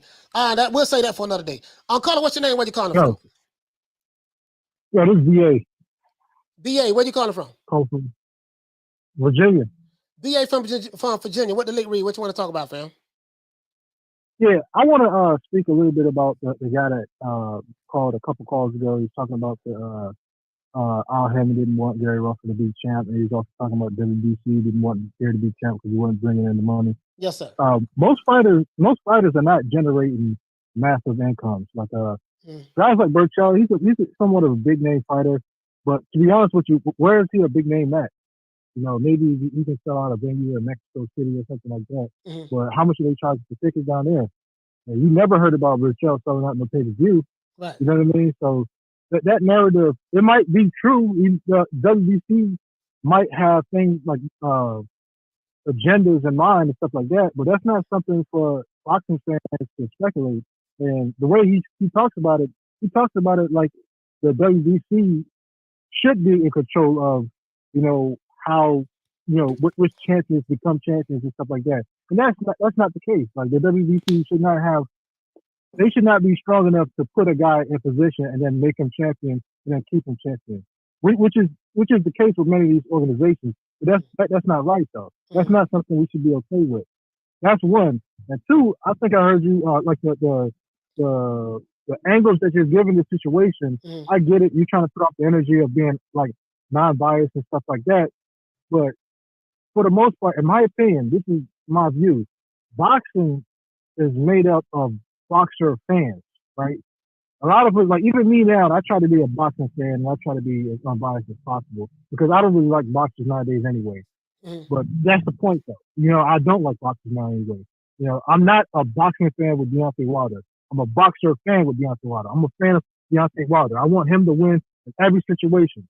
Same thing with Earl Spence. Want him to win in every situation. There's nothing wrong with Filipino fans, hating on Gary Russell. You know what I mean? Their fighter fought Gary Russell, so they get to say whatever they want. But black fighters or black fans of boxing trying to be unbiased is trash. Like it's not real. Like there's no such thing as objectivity, right? So even you, no offense to you, getting up here and talking about he shouldn't have did this and he shouldn't have did that. You don't know what this man is going through. This man needs money. You know what I mean? Like all that treatment that for his family, all these funerals and stuff like that. That stuff costs money. You know what I mean? He's a chief in his tribe, in the Gary Russell tribe. You know what I mean? So all this talk this crazy talk about Gary Russell, that's not legit, man. I get it. You're a fan or whatever like that. I get it. But if a guy like you doesn't root for Gary Russell, who will? You know what I mean? When Marquez. Hold on, sir. Wait a minute. Hold on. Right now, you're going all over the place with this. So you're misunderstanding objectivity. I'm breaking up some serious claims. I'm breaking up some serious issues. What I'm saying is this. Yeah. They're saying that it's some kind of conspiracy, this and that, against Gary Russell Jr. I'm saying that this guy's been inactive for 2 years. I'm a fan of Gary Russell Jr., right? He's been inactive for 2 years. He has an injury. So if he has an injury, you're going to have to explain to me, how does he want to have an immediate rematch with the same injury that he had prior to the fight, during the fight, that caused him to lose the fight? That's all I'm talking about. I'm just stating the facts and what's going on. Hold on. I let you talk. I didn't interrupt you. I let you talk. As it relates to objectivity, I always look at both sides of the coin. I know you're trying to make it a race thing by saying, you got to look at ain't that with the Filipinos hating on black fighters, and ain't that with black fighters hating on the Filipinos. All I'm saying is, this is not that situation. This is a situation where a guy fought that was injured. He lost the fight, and after the fight, he said that he had an injury before the fight, after the fight, and he got certain fanboys that's going around trying to come up with a conspiracy why he lost. I understand he's going through personal issues with his family. Everybody got personal issues. I'm going through personal issues with my family as well. You see what I'm saying? Dealing with death and stuff like that. Yeah. But what I'm saying is, he had the belt for 7 years. He fought 6 times. He came off a 2-year layoff. He said prior to the fight, he had a shoulder injury. After the fight, he said that he got torn ligaments in his shoulder. And I just showed you on the Instagram that he said he got torn ligaments in his shoulder. He needs surgery. So he can't talk about going right back into a rematch with the guy with the same hurt, with the same injury that he had prior to fighting the guy. That's all I'm saying. Now, all this other stuff about, me being objective and, I know you coming with the pro-black narrative and stuff like that. There's nothing wrong with that, brother. Nothing wrong with that. Nothing wrong with that. I ain't got no problem with that. But I don't like that. I don't like that. But the way I do my pro-black shit, bro. I don't like that pro-black shit, bro. But hear me out, though. Hear me out. But the way I do my commentating, this is how I do my commentating. This is it. And that's fine. We just have a difference of opinion on it. But go ahead, brother, because we got to wrap up. We got other calls calling in. I'm sorry. I'm mostly, I use you as an example, but I'm mostly talking about fans in general, black fighters. Like, listen, this is not pro-black stuff. This is how the world works. That's it. If shit goes left, so you either on a side or you not nowhere. You know what I'm saying? And there's not no pro-black shit. I don't fuck with that pro-black shit. That's just clown monkey shit. All right. What I'm saying though, what side you on? You say you need to be on the side, so I'm on the side of when people see me, they don't see an entity. I'm on that side. Right? That's it. I'm not gonna have to explain it. I'm not gonna try to spell it out. But just to wrap up what I'm saying, listen, Gary Russell can secure another fight with this guy and still get surgery and heal. This guy can go off and fight other guys and then come back to Gary. That's happened before, man. There's nothing wrong with that. So why the guy can't go do what he's going to do, continue to fight, and then when Gary fixes. So basically, what you're saying is him and Gary should get into a contract right now. Deontay Wilder, Tyson Fury. They just had a situation where Tyson Wilder he fought Ortiz after Tyson, and then Fury went and fought some other guys. Yeah, I remember that. But they can do something like that. But they can do that. But now, that's what they can do. But now you correcting what you're saying is because Deontay Wilder and Tyson Fury did it and all of that stuff there. This is what they should be able to do now. So maybe I tell you what, this is what you can do. Maybe you can get in contact with Gary Russell Jr. and say, hey, Gary, why don't you get in contact with them? And, remember the situation with Tyson Fury, Deontay Wilder, when they was under contract and Fury was able to go fight somewhere else? Y'all should better work something. Like, I'm pretty sure, like you can't make people do that. If that's not what that guy wants to do, you get what I'm saying? You can't make him do that. It's comparing apples and oranges, two different situations. You see what I'm saying? So, I mean, I get what you're saying, but I think Gary Russell Jr., he can come back and fight more. He need money because he got family got to take care of, right? So if your primary source of income is boxing, you should box more. If I'm a fighter and I have a family and I'm going through personal issues and my primary source of income is fighting, me fighting once a year is not going to help me and my family. You know what's going to help me and my family? I'm gonna fight 2-3 times a year because the more times I fight, the more money I make. And that's a solution to that. If you want to bring that up, you know what I mean? But shout out BA, shout out to you, fam. All right, salute to you, my brother. All right, man. Yes, sir.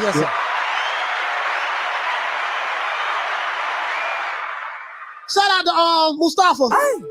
Dropping that $2. Bam! Super chat on your board. Hey, Leroy.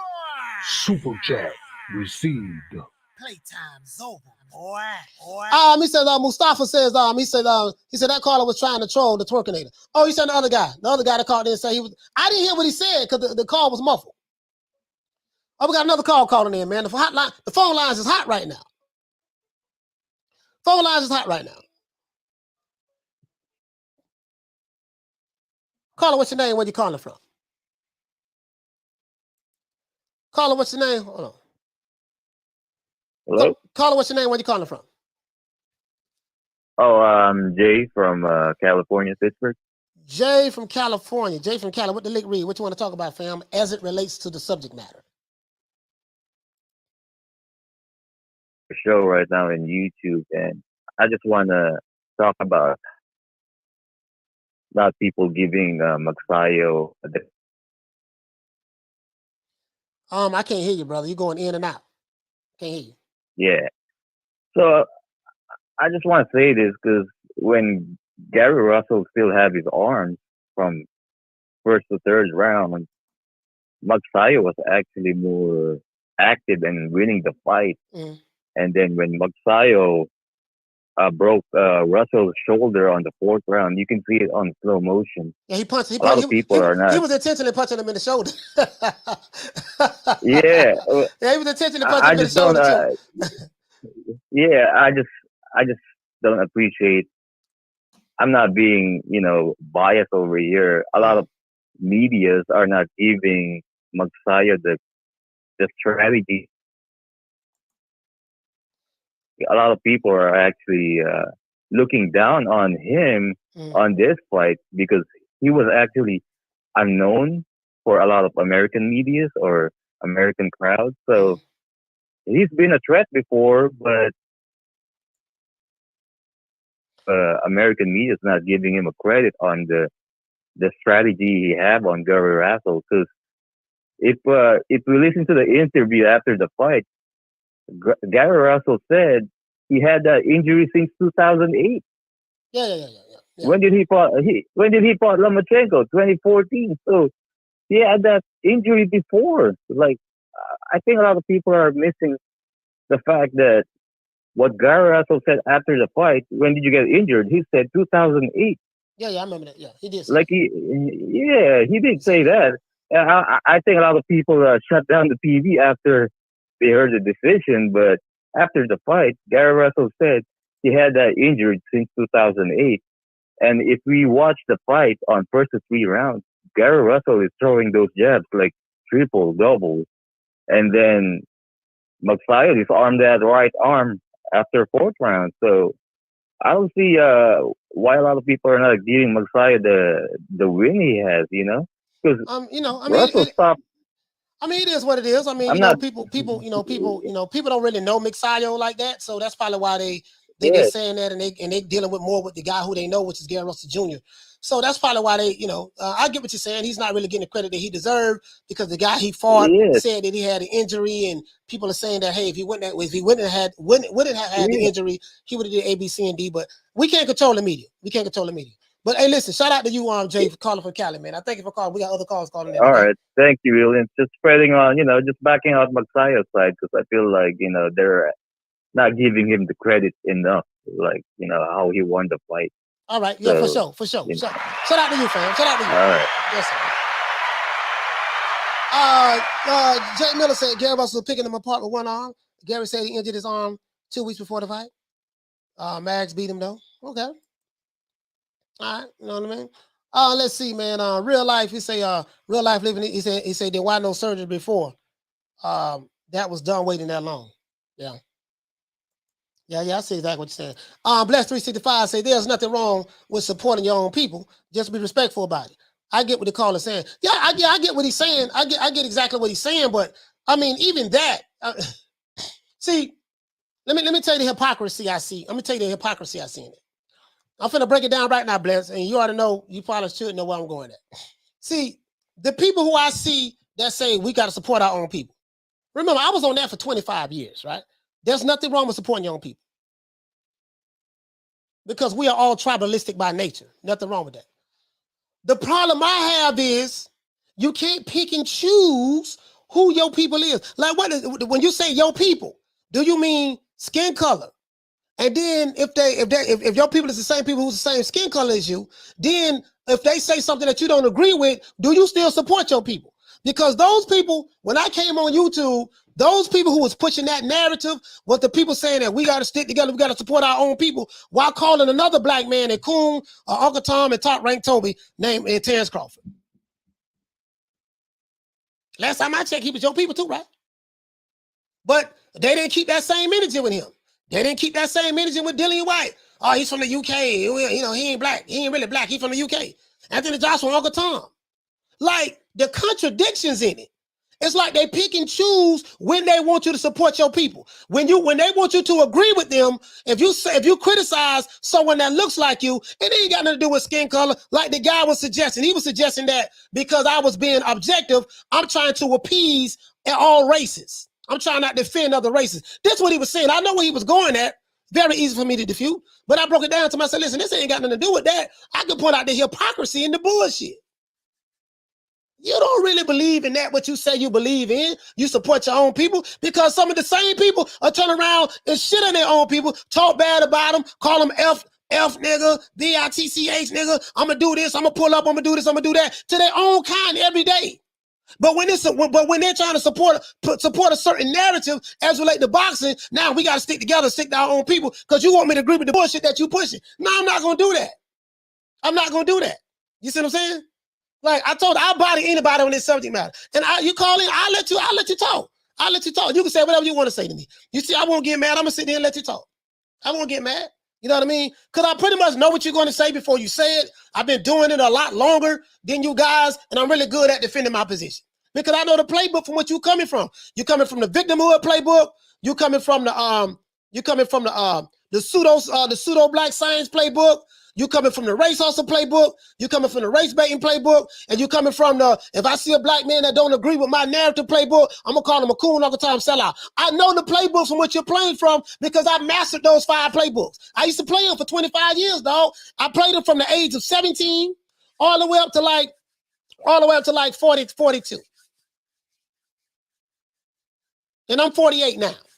I played them from 17 all the way up to like 42. So I know the playbook very well. And I know how to defend it. Ambitious Hustler.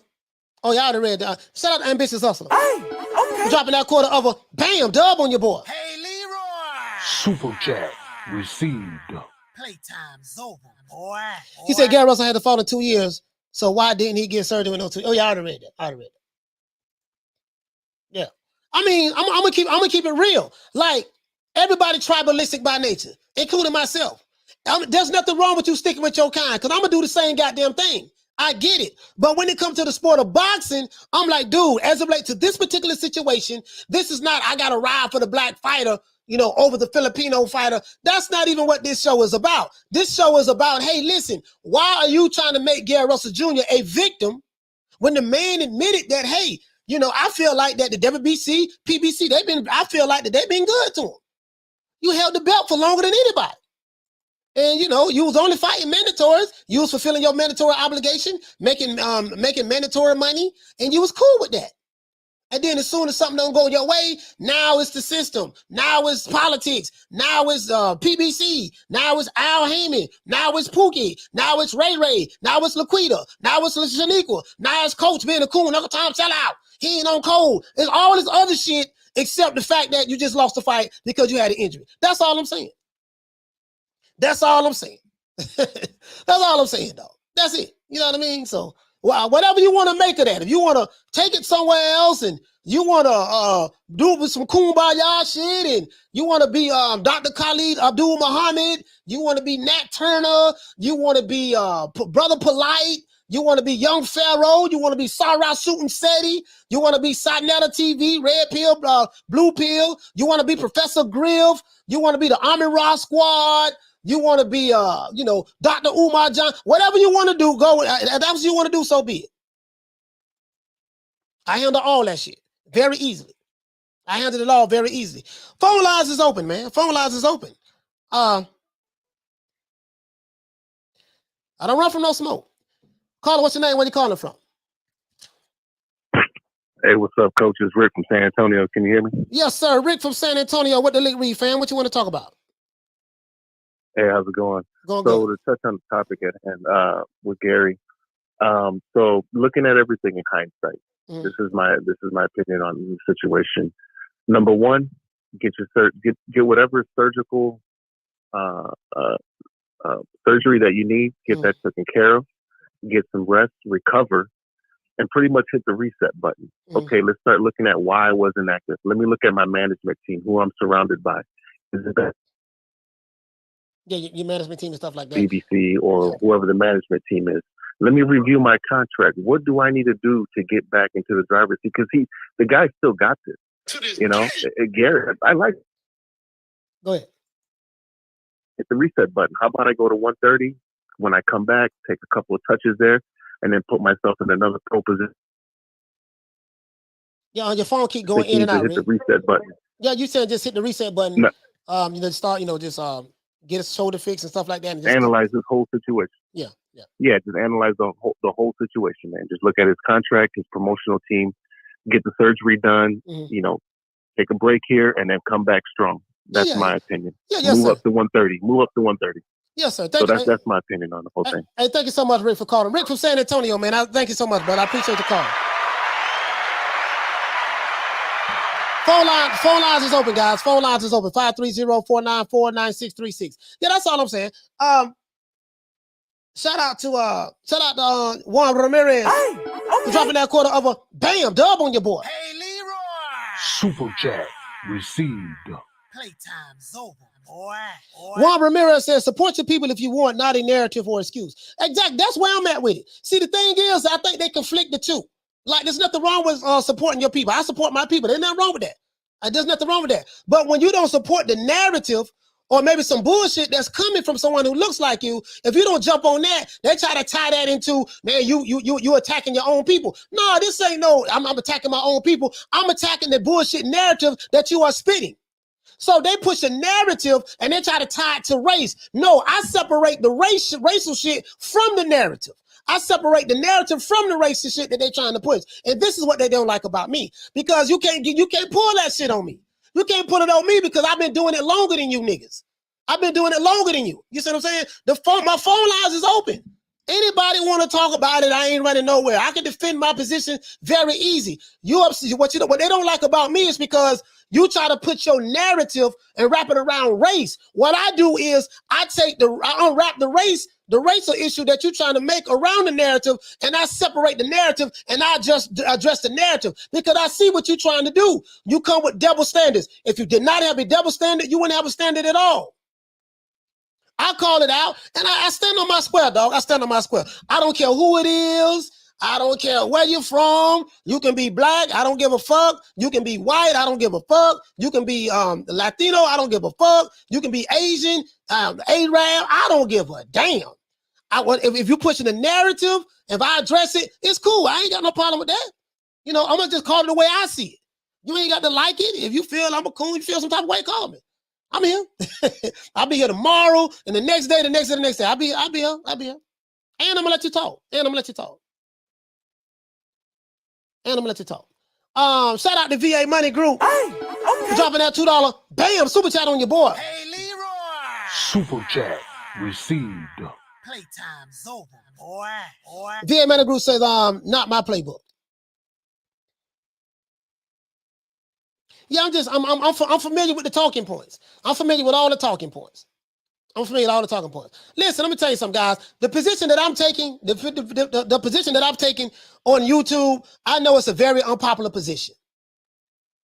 It's a very unpopular position.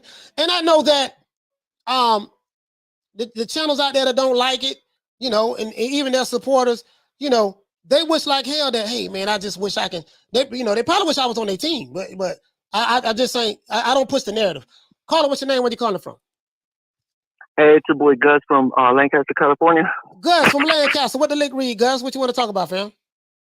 No, good. I was just hearing you, and yeah, you kind of bit right on the nail with that race stuff, Like, yeah, I get you on that, a lot of stuff. Like, but I kind of see this stuff kind of a lot in the boxing community, not in the MMA community.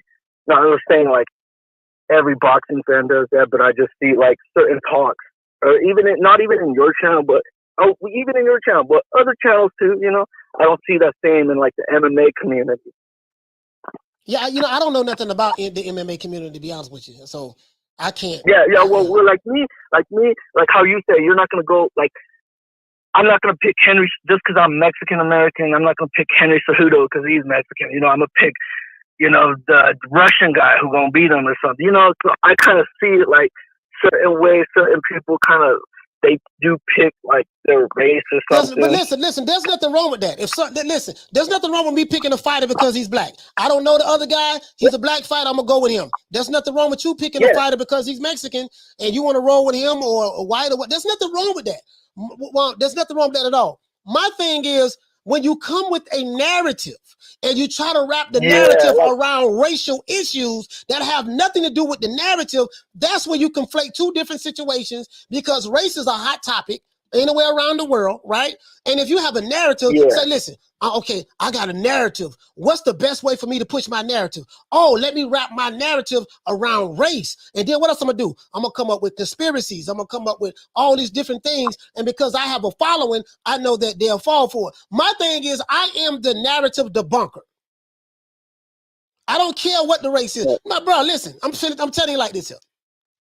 I'm probably the only guy on YouTube, bro. I have Tyson Fury fanboys hate my guts. A lot of them unsubscribed from me last year. Hey, I pissed. Coach, Go ahead. Ride with you, Coach. I ride with you. You know, I ride with you, Coach. This is the #1 boxing channel I ride with because ain't no bias. It's 100%. It's more than 100%. Like you really show a lot of these boxing channels like what you really come up with. You know, you got some of these boxing channels who are Deontay Wilder fans or Slick fanboys and speak their narratives and stuff like that. And I've seen you debunk some of these fanboys, you know? So I know what you up to, Coach. You 100 on your shit. And listen, it's not just fanboys of Wilder. And listen, I like Deontay Wilder. I betted on him twice. But Canelo fanboys, I like Canelo fanboys, Tyson Fury fanboys, Manny Pacquiao fanboys, Floyd Mayweather fanboys. I get it from everywhere. So I can't make everybody happy. So guess what? I ain't trying to make everybody happy. I'm gonna speak my truth the way I see it, and I don't care. That's how I feel about it. But listen, shout out to you, Gus. Hey, Coach. Shout out to you, man. Hey, you make me happy. This channel makes me happy. I love coming up in the morning, listening to you talk, and looking at the chat and everybody chatting with you, man. You have a good day, Coach. I'll catch you later, man. Yes, sir. Yes, sir. Shout out to Gus, man. Shout out to Gus. Yeah, man. This ain't.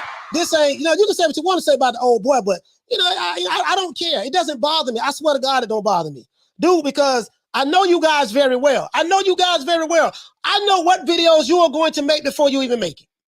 That's how good I am now. Because you guys have been consistent with your message, what you do, how you push it. There's a lot of good content creators out there in boxing, and I like all of them, whether it's LDBC, whether it's not LDBC, whether it's HIJK, LMNOP, whether it's Are You Down with OPP, yeah, you know me, whether it's whatever, it doesn't matter. Everybody contributes to the sport of boxing. Me, I'm just going to debunk the narrative. If you've been following me for a long time, I've been consistent. I said that I debunk narrative. This is the anti-narrative channel. And wherever the ball may fall, so be it. Whether the pendulum may swing, so be it. And that's all I do. That's all I do. That's it. That's it. Just like I said, shit. You know, not Tyson Fury. Terrence Crawford, he got this lawsuit going on with Top Rank. It's not a racial bias lawsuit, but a whole lot of people jumped out the window from that. They saw the racial bias because the race issues are so sensitive in America, even in around the world. So, you know, he jumped. So, and I read it. I'm like, man, I don't see how he gonna prove this shit about the race part. Now, the contract. He broke the contract. They said that Bob, I forgot what it's called. When you don't live up to the contract. I said he can nail him to the cross on that if he can prove that. But the racial shit and the Black Lives Matter talking points, I don't see how that's gonna help that. And I disagree with that wholeheartedly. And so it is what it is. And Tyson Fury saying bullshit. This man lies every day. Big liar.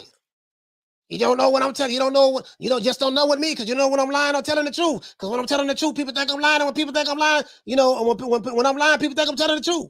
Bob Arum. Like, it doesn't matter to me, bro. It doesn't matter to me. I get it from everybody. Yeah, breach of contract. Thank you, Misfit. I forgot. Breach of contract. I get it from everybody. I want all the smoke. I don't care. I don't care. I don't care. Again, I give two fucks about the Filipino fanboys. I give two fucks about the white fanboys. I give two fucks about the Latino fanboys. I give two fucks about the African American fanboys. I give two fucks. I don't care, bro. I don't care. Bring them all on. Bring them all on. The fanboys, bring them all on. Bro, I want it all. I want it all. Phone lines is open. 530-494-9636. You can call me and say what you want to say. I'm going to listen to you. I'm going to listen to you. Not going to interrupt you neither. I'm not going to interrupt you. Not going to interrupt you. And I'm not a sensitive guy. You can say what you want to say. I ain't going to be getting mad and cursing. Oh, bitch ass nigga, who you talking to? You call me a what? What you call me a coon? Oh, you say I'm putting the narrative? Oh, what you trying to say? What the dude said, what the brother said. The brother say, you trying to be objective and all that stuff there, but you don't want to call it like it is. Some that he was hitting that. But I listened to him. I didn't interrupt him. Bro, we are the only boxing community guys that have commandments that we go by. We have them for a reason. Because when you say you have a code, you're going to have to make a code. We actually have a code over here that we typed up. These are the rules and guidelines that we go by. This is the manual. This is what we go by over here. So this is what why we have a manual, because anytime I see that I'm getting out of line, goddamn, I'm getting a little too emotionally invested in this dude, because I'm starting to talk like a fanboy. I get to look at the 16 commandments and check myself, put myself back in check. That's how I do that. Caller, what's your name? Where you calling from? Hold on. Sorry about that. Caller, what's your name? Where you calling from? It's VA Money. I was calling again. Oh, VA Money. What's going on, fam? What's going on? Hey, yeah, I'm the same one I just called. Yes, sir. I got you. So, yeah, listen, man, you said some things about the race issues that lets me know that you have like an incredible amount of insight to the nonsense of race politics. So I've never really get into that. You know what I mean? Because I understand also what it is, what it really is. You know what I mean? What I was saying though, the reality behind boxing is that it is prevalent. I'm agreeing with you. Like we were pretty much saying the same thing. Right. What I was saying is that I was thinking that it's a little weird for. I'm not even gonna say it because I'm not talking about you. I'm talking about a lot of fans now that are trying to seem objective. And it makes me feel like boxing is here. Like, who are you a fan of? Like, what are you doing here? You know what I mean? You just want to be. You don't have no friends in real life. You just want to be, you know what I'm saying, have somebody to talk to online in the chat or something like that. Why are you here? You don't like Gary Russell? You're not going to support him? I get what you're saying now. I get what you're saying now. Yeah, see, and you wasn't addressing me, but I was just putting it out there because some of the things that you were saying, that's what my detractors come at me with. And again, I can defend my position very well. But another thing I want to share with you too. Right now, like us content creators, we are the new. Well, you got the new media, and then you got the old new media, and then you have the new media like myself, the true new media. I like to call myself that. So what a lot of these guys do is, again, I try to debunk the narratives. I try to debunk the narratives because I understand the angle for which a lot of them coming from. And I get what you're saying. I get exactly what you're saying. You're talking about certain people, like who you with. Do you support them and support the fighter? And I agree with you. There's nothing wrong with supporting the fighter. Like, I supported Gary Russell Jr. I got a video where I'm saying I picked him to win. Even though in my mind, I say, man, I don't think he gonna win because he said he had an injury. You know what I mean? So I support him. I don't like making us look weak. Like, man, we can't never, this and that. They always against us, and we can't. It make us look weak as a people.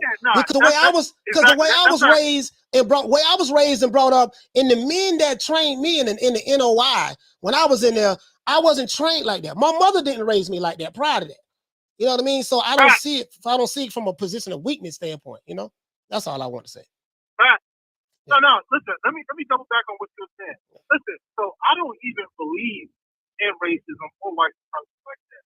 I feel like I spent 10 years in the military. It's like this, bro. If some white guy a violation comes up to you, you either handle your business right then and there or you walk away. And if you walk away, don't say nothing else about it. You know what I mean? Don't walk around and spread rumors, this is racism, this and that. Listen, if this guy calls you a monkey or whatever like that, which happened in the military, some guy I knew got called a monkey, and then he came and told me. And it's like, in the back of my mind, I get why he's coming to me. But it's like, yo, what did you do about it? Like, why are you telling me? Like, did you? In my mind, I didn't say this to him because I already know the time it is with a lot of us. It's like you said, it's a lot of weakness, a lot of weak stuff around here. And that's what the energy of, we see the Black Lives Matter protest, you see all the, like, the political, this is racism, this and that, and like the LBC. I love those guys, but a lot of they're pandering to the weak men who don't handle business in real life. They don't count as men, so they have to spring racism. It's like, listen, all right, so our parents are Nigerian. All right, so you have discrimination in Nigeria as well. Right. That also racism. You know what I mean? So they don't understand what racism really is. It's something that comes from Russia. Like, it was made by Jewish people in Russia. It had nothing to do with people descendants of slaves and nothing like that. And Russia is completely different than America. You know what I mean? So people just have to do their research on the quote-unquote racial stuff. As far as being tribal, that, like I told you, that is just what it is. And you said it, like, we both understand. It's just what it is. And I've been a fan of boxing, online boxing. I'm talking about YouTube boxing for a long time. It used to be camps, right?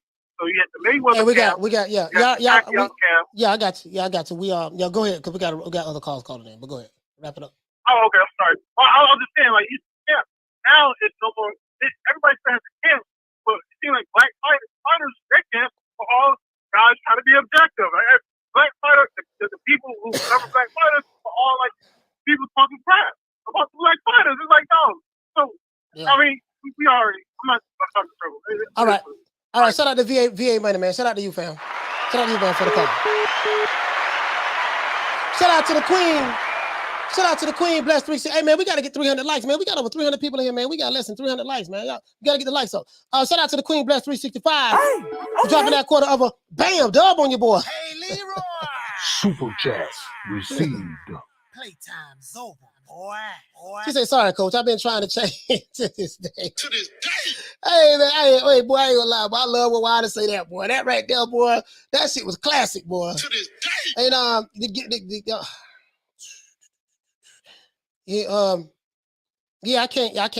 can't wait till he come back. I know when he come back, the energy gonna change on YouTube. But when Wilder come back, boy, they gonna jump out the window again. Shout out to Boxing Logic United. We're dropping that quarter of a bam dub on your boy. Hey, Leroy. Super chat received. Playtime's over, boy. Magsayo, he said Magsayo gets credit for stepping in the ring, but he couldn't hit flies on shit. He say, if you watch the fight for yourself, the truth is clear. Yeah, I saw the fight. He did miss a lot, but he landed. But Gary Russell Jr. Did a lot of missing too. Gary Russell Jr. did a lot of missing as well. I saw that fight twice. Gary Russell Jr. did a lot of missing, and Gary Russell Jr. wasn't throwing any punches. And Magsayo was hitting Gary Russell more than he hit him. So that's what I saw. You know what I mean? But again, I'm not here to argue the semantics about who won, who you think you won. That's just a matter of opinion, and it doesn't matter anyways. It's subjective to you. You judge fights the way you see things. The judges saw it another way, and that's it. All I'm saying is, don't say you want an immediate rematch when you say you got torn ligaments in your shoulder, and you can't get a rematch right away anyways, because you're not a rematch right away or fight right away fighter. That's all I'm saying. You know what I mean? You got an injury, go get you some surgery, man, and get your shoulder right. I'll be wondering, is all American sports like boxing when it comes to race? Yes, America is like this.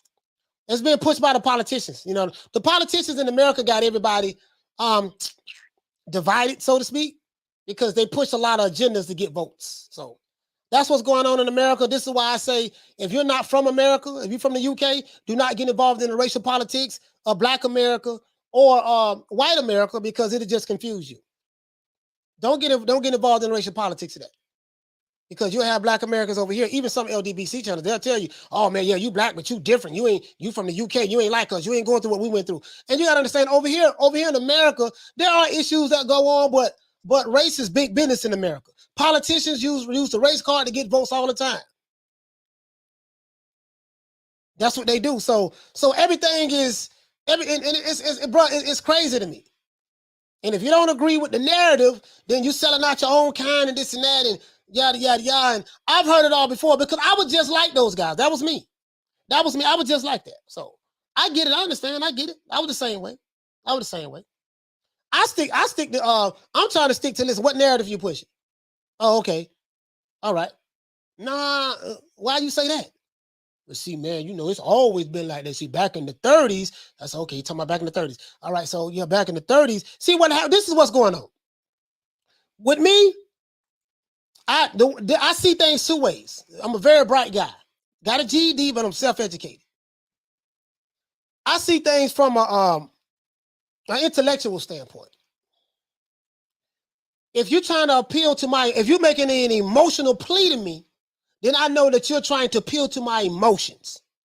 If you're trying to appeal to my emotions are very powerful. People make decisions based on what? How they feel.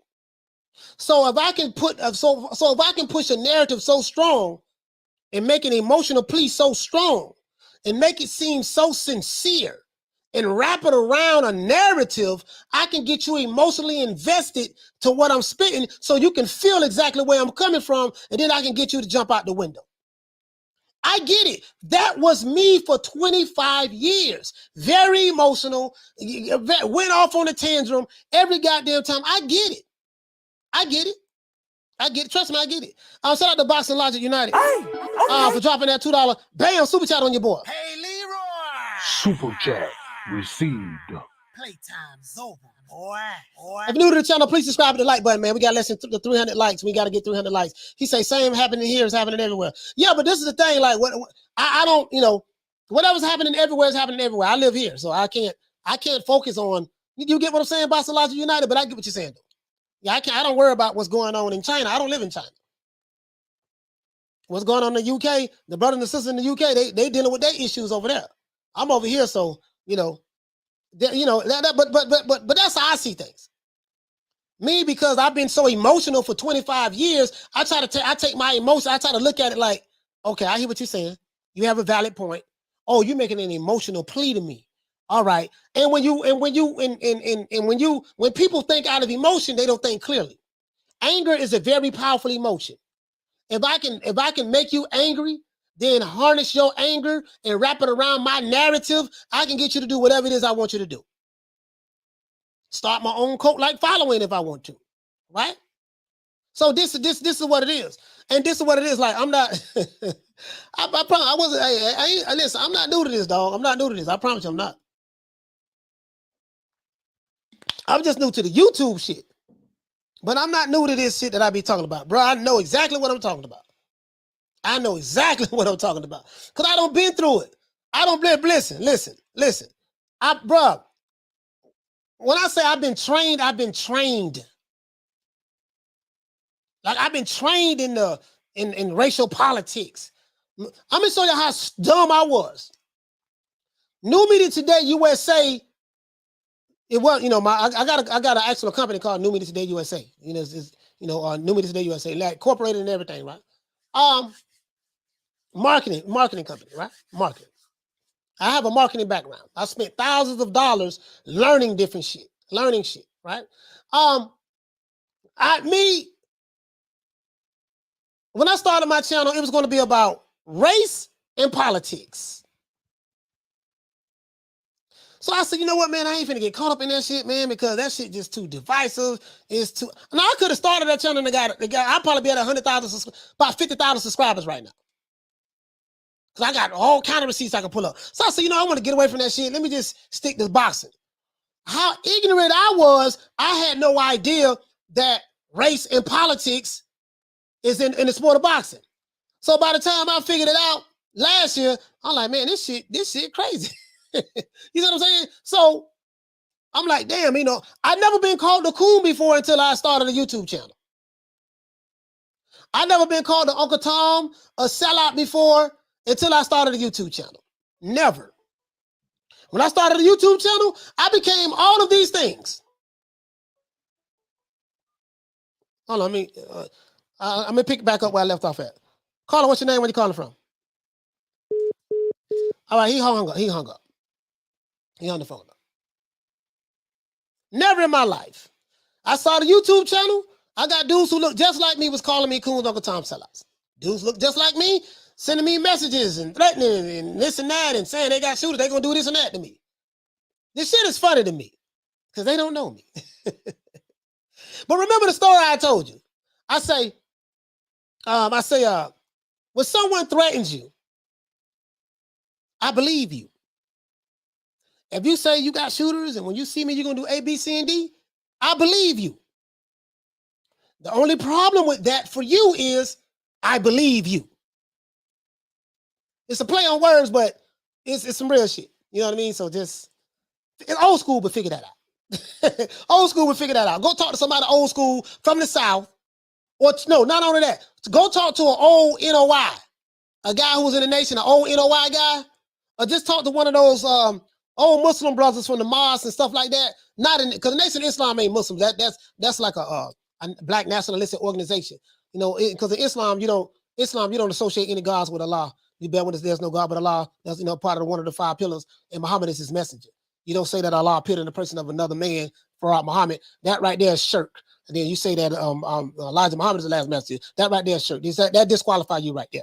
But just go talk to go talk to one of them old Muslim cats and tell them that. Just tell them that, and they'll tell you what that means. They'll tell you what that means. Shout out to Daryl Alexander. Hey, okay. Dropping that quarter of a bam dub on your boy. Hey, Leroy. Super chat received. Playtime's over, boy. This guy right here says, Daryl Alexander says, no disrespect to you in showbiz, but you two choose not to talk about racial politics in boxing. You don't deny they exist. No. Unknown caller. Racial, listen, hold on. Oh, I'm glad you brought that up. No, that ain't no disrespect. I'm glad you brought that up. I'm not showbiz. Showbiz is a nice guy, nice friendly guy. No, I'm not showbiz at all, bro. I'm very direct. I'm finna break this down like a 57 Chevy though. Caller, what's your name? Where you calling from? It's Gary from Chicago. Gary from Chicago. Gary from the shop with the lick read. What you want to talk about, fam?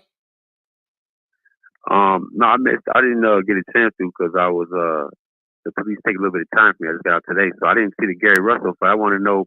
I just heard that people say it was kind of like a throne fight, like a setup. What was your outlook on it? Because I value what you say on the fight. You already know we talked a couple of times, but what could you tell me about that Gary Russell fight, real quick, if you don't mind? No, I just thought that he fought a good fight. He was injured. He said it before the fight. He was injured. I got some video clips, footage, all that stuff there. So he was injured. I thought he lost the fight. He didn't land enough punches. He didn't throw enough offense. He looked good defensively, but it wasn't like, and the other guy did the best he could. The other guy landed 150 punches. Gary was fighting with one arm, from what I saw, and that's why he lost the fight to me. It was because he didn't put out his offensive output was literally like non-existent. So it was like the Lomachenko Teofimo fight, kind of. Yeah, kind of. Yeah. Kind of like that. One on the whole fight. Okay, what's it? His shoulder or something that they said? Yeah, his right shoulder. Is there a rematch clause? No, it wasn't a rematch clause. It wasn't a rematch clause at all. All right, cool. I just wanted to get it real quick. I just seen you was on here doing your live, so I just popped down real quick and yes, sir. wanted to ask you a quick question. I appreciate it, man. Yeah, shout out to Gary. Shout out to Gary from the shop, man. Shout out to Gary from the shop. I appreciate you, brother, for calling in. All right. All right, bro. Yes, sir. Yes, sir. All right, let me break this down right quick. He said no disrespect to you in showbiz. I can't speak for showbiz. I can speak for me. He said you choose not to talk about racial politics in boxing. No, sir. No, sir. Brother, I have videos where I talked about the racial politics in boxing. But I have videos where I talked about that. There is racial politics in the sport of boxing. But my thing is, I don't talk about the racial politics is wrapped around a narrative that the people who are pushing that. You see, remember, the key word is the narrative. I didn't know anything about the racial politics in boxing. If you listen to what I said, my show was New Media Today USA was going to be about race and politics. So I wasn't running away from race at all. But I decided not to go that route because I saw the way everything was turning in America, and I saw how toxic it is. I saw a lot of race hustling, race baiting. So I said, let me start a boxing channel. When I started my boxing channel, Daryl, I had no idea that the racial politics was the same in boxing that it was in the real world. And then so by the time when I got in it, I'm like, oh, it's the same shit here. You see what I'm saying? So yeah, so it's not that I don't choose not to talk about it. We can talk about it all day. But people who are fans of the sport of boxing, they just want to see fighters fight each other. Well, I'm not going to make this the race channel. When I want to talk about boxing, all I care about is the sport of boxing. I can start another channel to talk about race talks. There's a whole lot of channels you can go to if you want to talk about race. You can go to 7 8 Sports TV. You can go to Trill. You can go to Blue Bloods. You can go to Fanon. You can go to Boxing Ego. It's a whole lot of racial channels you can go to. And truth be told, it's more race channels that you can go to that outnumber me. So if you don't want to, so that's all that is. I just don't, it's to me, it's a bunch of bullshit to me, because these same dudes who pushing these narratives, they don't keep that same energy when it comes to other black fighters. So I call out the narrative and the double standards. That's all that is. You know what I mean? So, and I'm not going to let nobody influence me to make my channel their channel. That's all. You know what I mean? So you want to hear some race talk, brother? You can go to the other channel. You can hear all the race shit you want. Shout out to Mustafa Malik. The stickiest of the icky. You want to smoke with the old boy Rick James? Dropping that $2. Bam, super chat on your board. Hey, Leroy. Super chat received. Playtime's over, boy. Yeah, it's definitely racial issues in boxing. You got racist Latino channels. You got racist black channels. I don't know any white channels, like white YouTube channels, boxing channels. I don't know any, so I can't speak on that. And I don't know any Asian YouTube channels. I don't. Just being honest with you, I don't. I'm not saying they don't exist, but I'm not familiar with them myself. So it is what it is. So if you want me to get in there and fight the race war, I could join the LDBC and say we're gonna bang on white folks. The hell with the Latinos. We're gonna go ahead and do this and do that. We're gonna represent for our people while attacking Terrence Crawford, while attacking Anthony Joshua, while attacking. I poured out the hypocrisies in it, and I did it for 25 years. I'm tired of that shit, dog. Myself. He said, "Are you Muslim?" No, sir, I'm not Muslim. I'm not involved in any religions at all. Not involved in any religions at all. I'm done with religion. I'm religion out. I'm done with religion. I don't want to have nothing to do with religion. Religion is divisive as hell, as boxing, as politics, as everything else. Gangs is too divisive. It's too divisive. I can definitely get involved in it, though, if I wanted to. I can get involved in it if I wanted to. And I'd be damn good at it. Because I know my shit. I have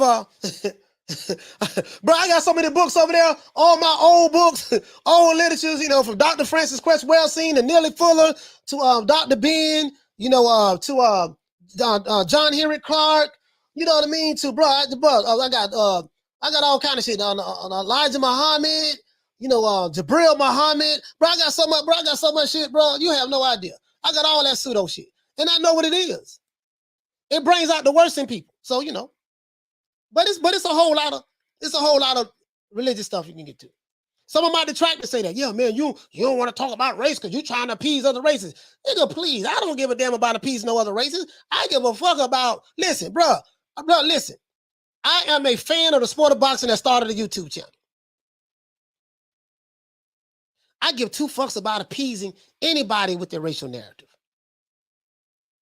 If there's some racist motherfuckers on YouTube, yes, it is. If some racist MLs in the boxing community, yes, it is. We know that for a fact. But you got 10 channels talking about the racism already. Why should I be the 11th channel? Oh, shit, he racist. I can't believe that. He racist. He didn't see that. And if you black, you can't be racist. And you black, you can't be racist. I was a black racist myself. I know. I became that which I hated. So I get it, bro. I get it. I get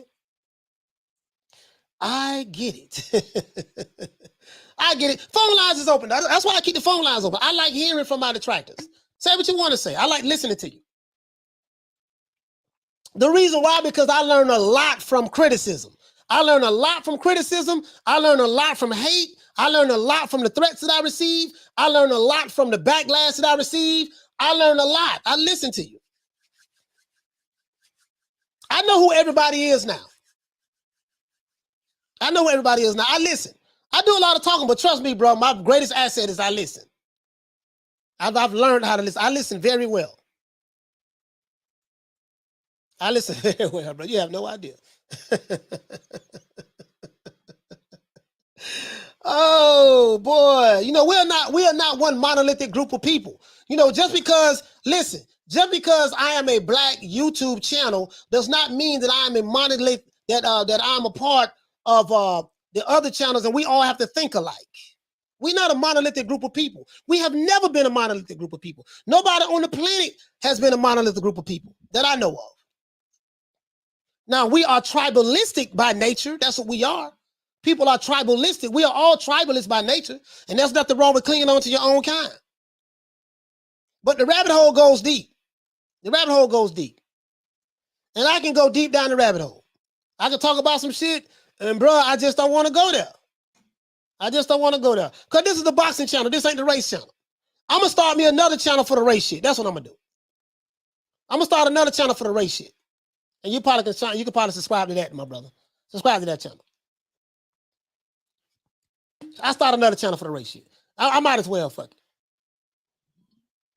Throw my hat in the old racial thing. Yeah, but 7-8, you can go to 7-8, you can go to Trill, they'll give you plenty of that, my brother. They'll give you plenty of that. They know surface information, you know what I mean, on that. So you can go holler at Blue or whatever. You can go holler at them dudes. Let's see. Deuce Trey says, some people shouldn't have wrenches. They'll be on every channel cheerleading on those narratives. Yeah, I don't worry about who be on what channel, because this is not a dictatorship. This is not a dictatorship over here. Like I have moderators who are subscribed to the LDBC channels. I'm subscribed to some LDBC channels myself. I don't care about that over here. This ain't no dictatorship. Now, you have a right to be on anyone else's channel that you want to be on. You have a right to be on anyone else's channel you want to be on. I don't care nothing about that. Oh, if I see you on Blue's channel, I'm going to take the risk from you. For what? This shit's supposed to be about boxing. That's all I care about. You see what I'm saying? I ain't tripping on that shit, man. I don't do no set tripping, man. Bro, that shit petty to me. There's a whole lot of petty motherfuckers on YouTube. In the boxing community, there's a whole lot of petty wimps, victims, weak, spineless, no backbone, racist, hateful, just a whole lot of ugly shit on YouTube. You know what I mean? Y'all get enough of that shit. You see what I'm saying? So y'all get enough of that shit. Shout out to Ricky. Ricky Tiki Tabby for dropping that quarter of a bam dub on your boy. Hey, Leroy! Super chat received. Playtime's over, boy. He said, when Luba's next fight? I have no idea, sir. You probably got to check it out on BoxRec. I have no idea, my brother. Shout out to Daryl Alexander. Dropping that half for bam dub on your boy. Hey, Leroy! Super chat received. Playtime's over, boy. He said every YouTube channel has their own narrative. You're absolutely right. Crawford was never promoted like Loma. Those are real racial politics I speak of. Promotional ease of opportunity for some. Yeah, I mean, I talked about that though. I talked about Crawford, whatever issues he had with Top Rank or whatever the case may be. They probably ain't pushing him the way he felt like they should. But is that racial though? Because Lomachenko has never been on pay-per-view himself. And he doesn't make as much money as Terrence Crawford. Terrence Crawford is the highest paid, at that time, highest paid welterweight in the welterweight division from a guaranteed purse standpoint. So I had trouble trying to tie the racial element to that. Man, he wasn't promoted like Lomachenko. Well, shit, Lomachenko ain't drawing a whole lot of goddamn fans his goddamn self. And Lomachenko never fought on pay-per-view. And Lomachenko don't make a lot of money like Terrence Crawford make a lot of money. So the money that they invest in Lomachenko is easy for him to make a profit on him because he ain't got to, because I look at it from both ways. I get too fussed about Bob Arum. To me, he a racist piece of shit. I don't like him. But I don't like Bob. I haven't liked Bob since the 80s. You see what I'm saying? But that doesn't necessarily mean because I don't like Bob Arum that this particular, what you're saying, Crawford was never promoted like Loma, that doesn't necessarily mean that's racial politics. You see what I'm saying? So, that's what I disagree with. That's all. And that's just my opinion. That don't necessarily mean it's racial politics. Damn, the man got paid more money than any goddamn body under Tyson Fury. So, that's all I'm saying. Shout out to Smith & West. But you can see it how you want to see him, my brother. Shout out to Smith & West. For dropping that quarter of a bam dub on your boy. Hey, Leroy. Super chat received. Playtime's over, boy. Smith & West said, let's get those likes to 300, man, for the collection play. Thank you so much, my brother. Thank you so much. You know what I mean? So, hold on. We got another super chat. Did I get it? I think. Oh yeah, no, that was it. Yeah, ain't nothing wrong with that shit. Ella Loke says, I'm subscribed to some KKK channels. Oh, okay. Well, I don't know who the KKK channel is. Yeah, but this ain't no dictatorship, dog. I don't care, man. If you with the LDBC, you come over here and you say, man, LDBC strong. You know what I mean? Shout out to the mighty LDBC. I don't care. I'm not gonna get triggered by that. Oh, he down with the LDB. Like, I don't care. Like, bro, this ain't that serious to me. Like, it ain't that serious to me, dog. All I care about is boxing. That's it. I don't care who's a moderator nowhere. I ain't on the internet. Oh, let me see who Nick Rich a moderator to. Oh shit, she a moderator on the trail. Oh, I don't even like him. Oh, who? She a moderator to what? The Boxing Ego. Oh, hell no. Hell no. Come on, man. It's crazy. Oh, that shit crazy. This shit ain't that serious, dog. This shit is not that serious. And I'm sitting back like, okay, so they mad at me because I don't want to be all on this sucker shit that they on. Like, bro, I'm like Neo in the Matrix, and I'm looking at this shit like, damn, they really doing this shit. This nigga is in his 50s, and he is 50s too. What did this nigga? What? Man, oh man, that's all it is, bro. That's all it is. You know what I mean? If you're new to the channel or old to the channel, hit the like button for the old boy. Hit the like button for the old boy. I'm like, damn. You know what I mean? Bro, I get attacked from blacks, whites, Latinos, and Asians. The blacks who attack me say I'm cooning for the whites. The whites who attack me say that I'm racist against white people because I criticize Tyson Fury. The Asians that attack me, they don't like me because they say I don't praise Manny Pacquiao enough. The Latinos don't like me because you got some Latino channel saying, "Oh, he racist," and then the way I criticize Teofimo Lopez. You don't like Latinos, so y'all got to make your mind up. You know what I mean? Y'all got to make your mind up. Which one it is? You got to make your mind up. That's all I'm saying. You got to make your mind up, dog.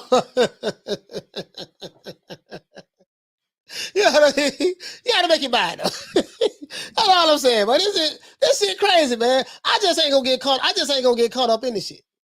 I ain't gonna get caught up in it. Not gonna get caught up in it. Shout out to Mustafa for dropping that $2. Bam, super chat on your board. Hey, Leroy. Super chat received. Playtime's over, boy. He says Blue released a video for Canelo versus Floyd rematch. Okay. Yeah, I ain't got time for that shit, man.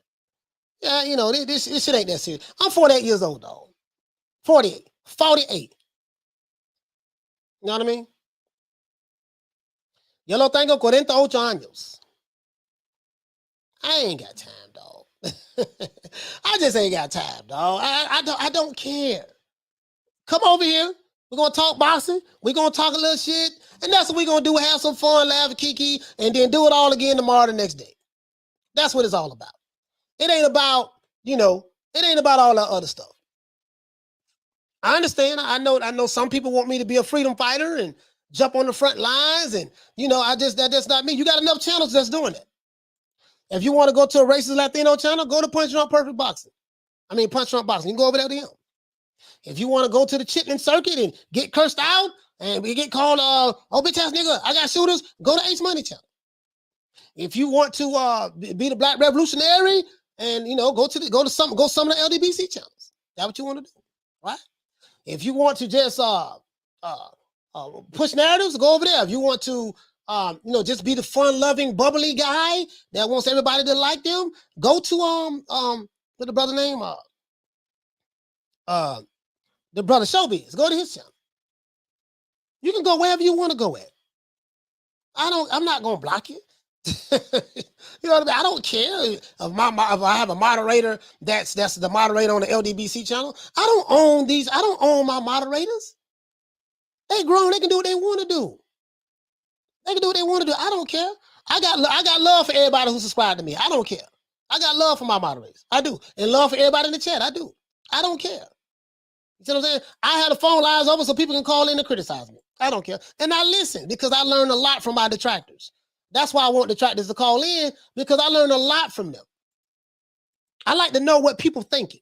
This is why when I go to other people's YouTube channels and I be trolling sometimes, but I always look at the comments. The reason why I look at the comments, that's marketing. Listen, that's marketing 101. I told you I'm a marketer. I have a background in marketing. That's marketing 101. The people will tell you what they're thinking about. The people will tell you what they are disgruntled about. The people will tell you what they like and what they don't like. So that's why I do that. Giving all you YouTube channels some game. I'm giving you some game now. Always look at your comments. Giving you some game. Marketing 101. Marketing 101. I got a right around the market. I studied under some of the best marketers. Billy Jean studied under him. Sam Ovens studied under him. Some of the best copywriters I studied under. Been to copywriting school in Palm Beach. They based out of Palm Beach. AWAI. Russell Brunson with ClickFunnels. Right, bro? Like, that's why they want to say, man, how you was able to grow your channel so fast? I studied the people. And that's all I did. You see what I'm saying? Shout out to the Queen Bless. She says, we already had this conversation, Coach. Clearly, a lot of people missed it. Yeah, they missed it. Yeah, I ain't anybody tripping on that. Shit, I got love for Bless, Arlette, Nick Rich, Wayne Love Peacock, and Lisa Bell. I got love for hell, Bless someone told me that I was petty. Bless someone taught me that I was petty. Big Rhonda Finkler. Rhonda been with me for a while. Jeff Luciana been with me for a while. You see what I'm saying? So it is what it is. You know what I mean? So yeah, I don't care, man. Shit, I don't care. I don't get into that. I don't take the shit personal neither. I don't take it personal. It's not easy to get me triggered. I like biz points, counterpoints, boxing channels. You say along with coaches channels. What's wrong with me? Ain't nothing wrong with that. Because the thing is, each channel you get something out of it that you like. You might get something out of Showbiz channel that you don't get out of mine. You might get something out of Punch Drunk channel that you don't get out of mine. You might get something out of Counterpoints Boxing that you don't get out of mine. You might get something out of my channel that you don't get out of none of those channels. You see what I'm saying? You like what you like for different reasons. You see what I'm saying? Ain't nothing wrong with that. I be seeing these dudes be jumping out the window. These dudes be jumping out the window so much, man. These dudes be jumping out the window so much. It's like, man, this is. Hey, he say, Coach calling out the females. He's gonna call out the females.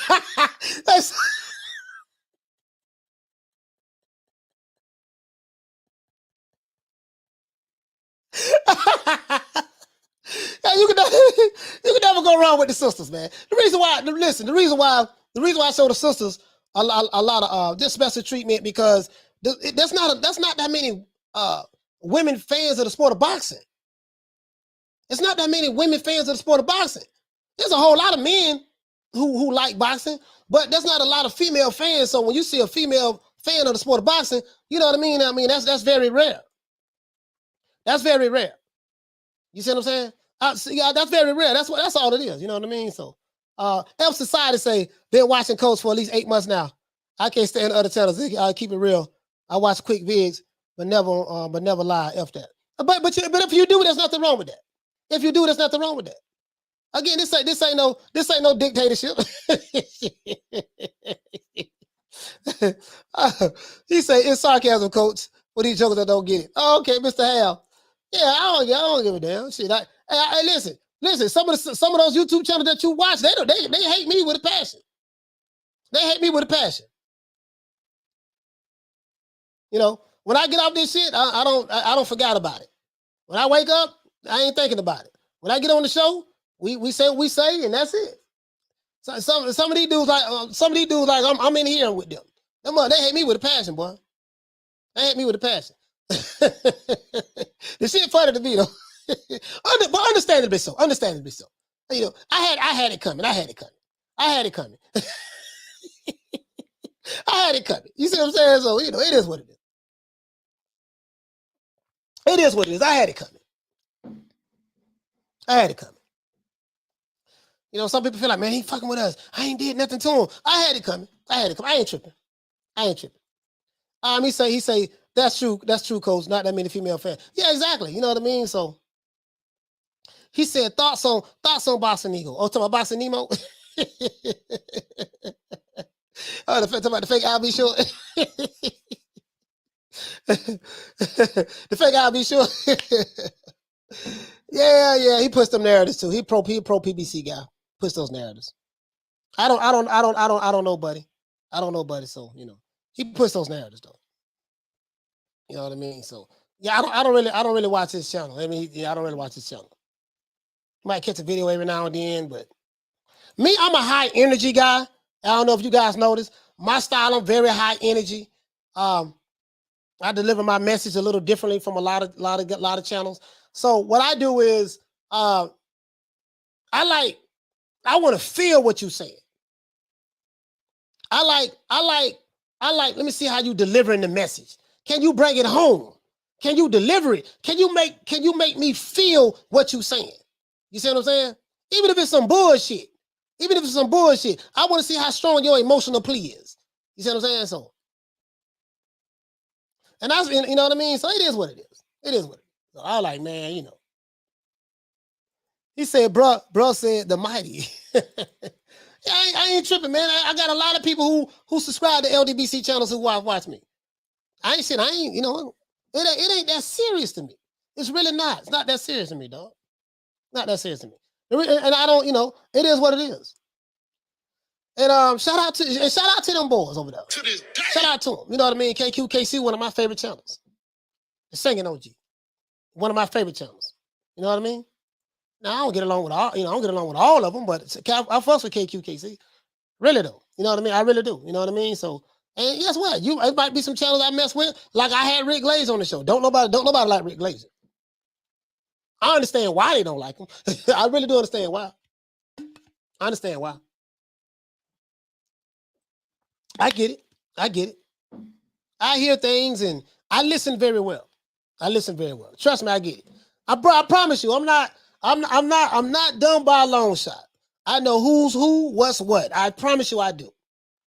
I just don't say nothing. Sometimes I sit back in the cut, I just watch. I'm like, okay. I just sit back and watch. Because it ain't good to say everything all the time. You know what I mean?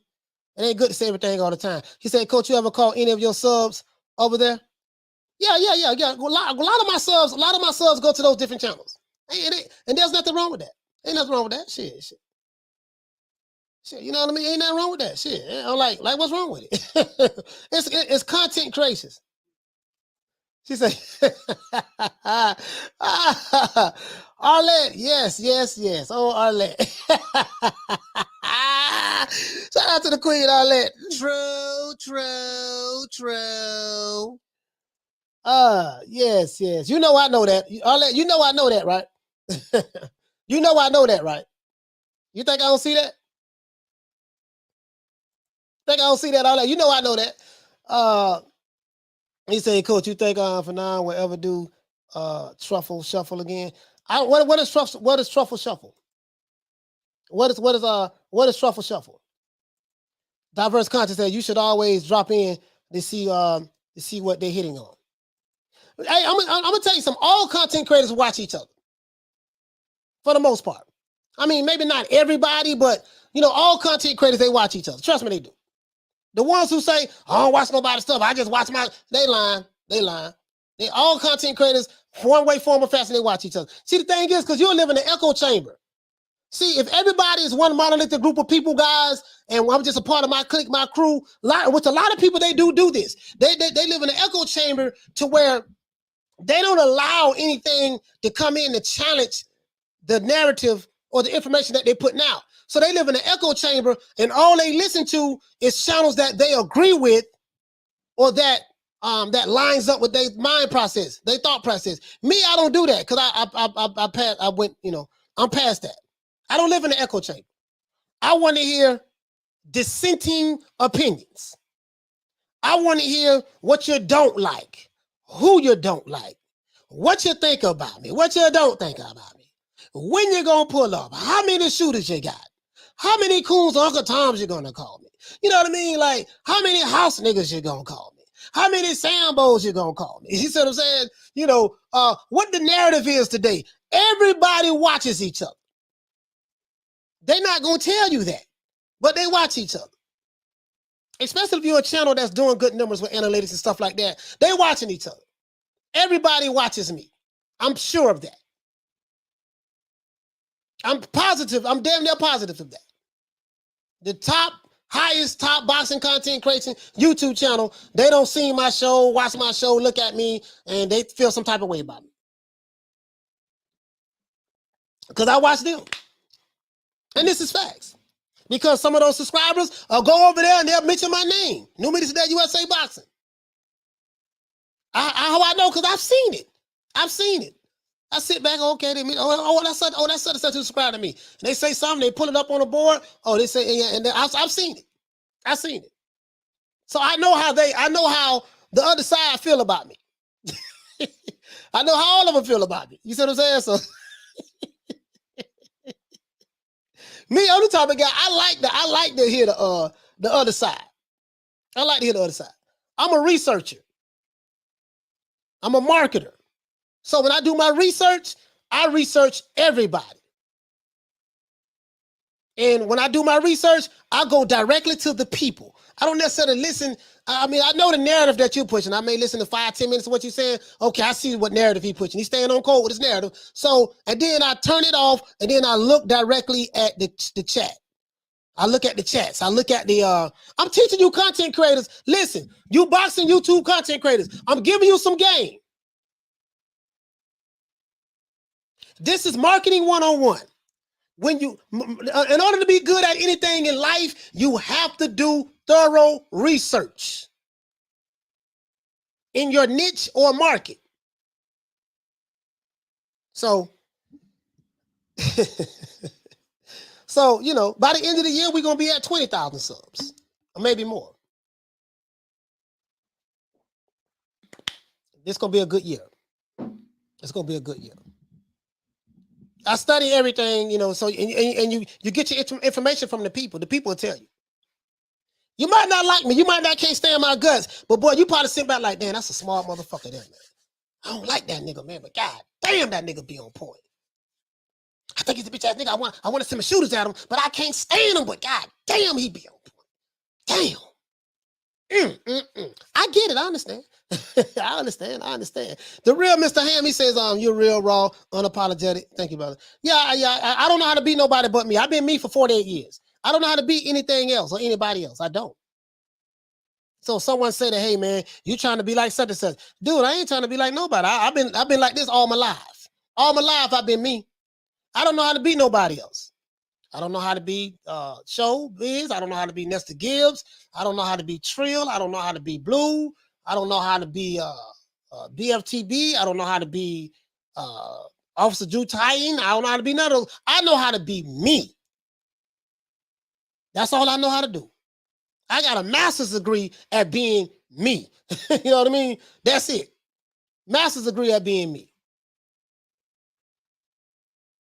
I mean it. I got a master's degree at being me. I know that. Listen, I know this marketing shit, though. I know this shit, though. I'm telling you, I know this shit. Bro, you have no idea how much money I spent over the years. Trying to learn this shit, figure out this shit. So many books I have, so many courses I've taken, classes I've taken. Bro, you have no idea. And to do it without clinging on to another clique or crew. You know, it's you know, like, dude, like, I'm just being honest with you. I just gave you some game. When you do your research, go to the people. The people tell you everything you need to know. People tell you everything you need to know. All that said, Coach BU, that's what makes you special. The people tell you everything you need to know. Study the people, man. See, what happens is a lot of you content creators, I'm giving you some free game now. You don't listen to your audience. That's why I like opening up the phone lines. That's why I like acknowledging. That's why I acknowledge when we start our show, I always try to acknowledge everybody who's here. It's gonna come a time where I won't be able to get everybody because We're going to have so many more people in the chats. We're going to have 500 people in the chat on a consistent basis. 600, 700, 800, 1,000. This shit going to get there because I know what I'm doing. I know what I'm doing. It's going to get there. When it do, I'm going to have to make more moderators, and then it's going to get there. And when it does, we're going to grow together.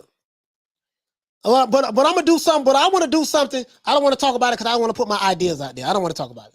But it's going to be something real good, though. It's going to be something real good. But I want to talk. It's going to be something real good for the people in the chat. It's going to be something real good. We're going to start a membership soon. I'm going to start a membership to where it's going to be a paid membership every month. It's probably going to be like $3 to join, a monthly fee, $3 to join.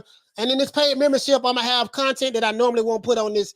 Normally won't put on that I say on these live shows. You're going to be able to get, a lot of exclusive stuff. You're going to see exactly how I do things, what I do. We're going to talk about whatever it is you want to talk about. We're going to talk about these other issues, whatever the case may be, because we need to address them. We need to talk about them. We need to talk about them. But it's going to be a lot of stuff. You're going to be like, damn. Like when I say I'm ahead of the game, I'm ahead of the game because I spent so much money, dog, over the years. We talking about, man, you have no idea.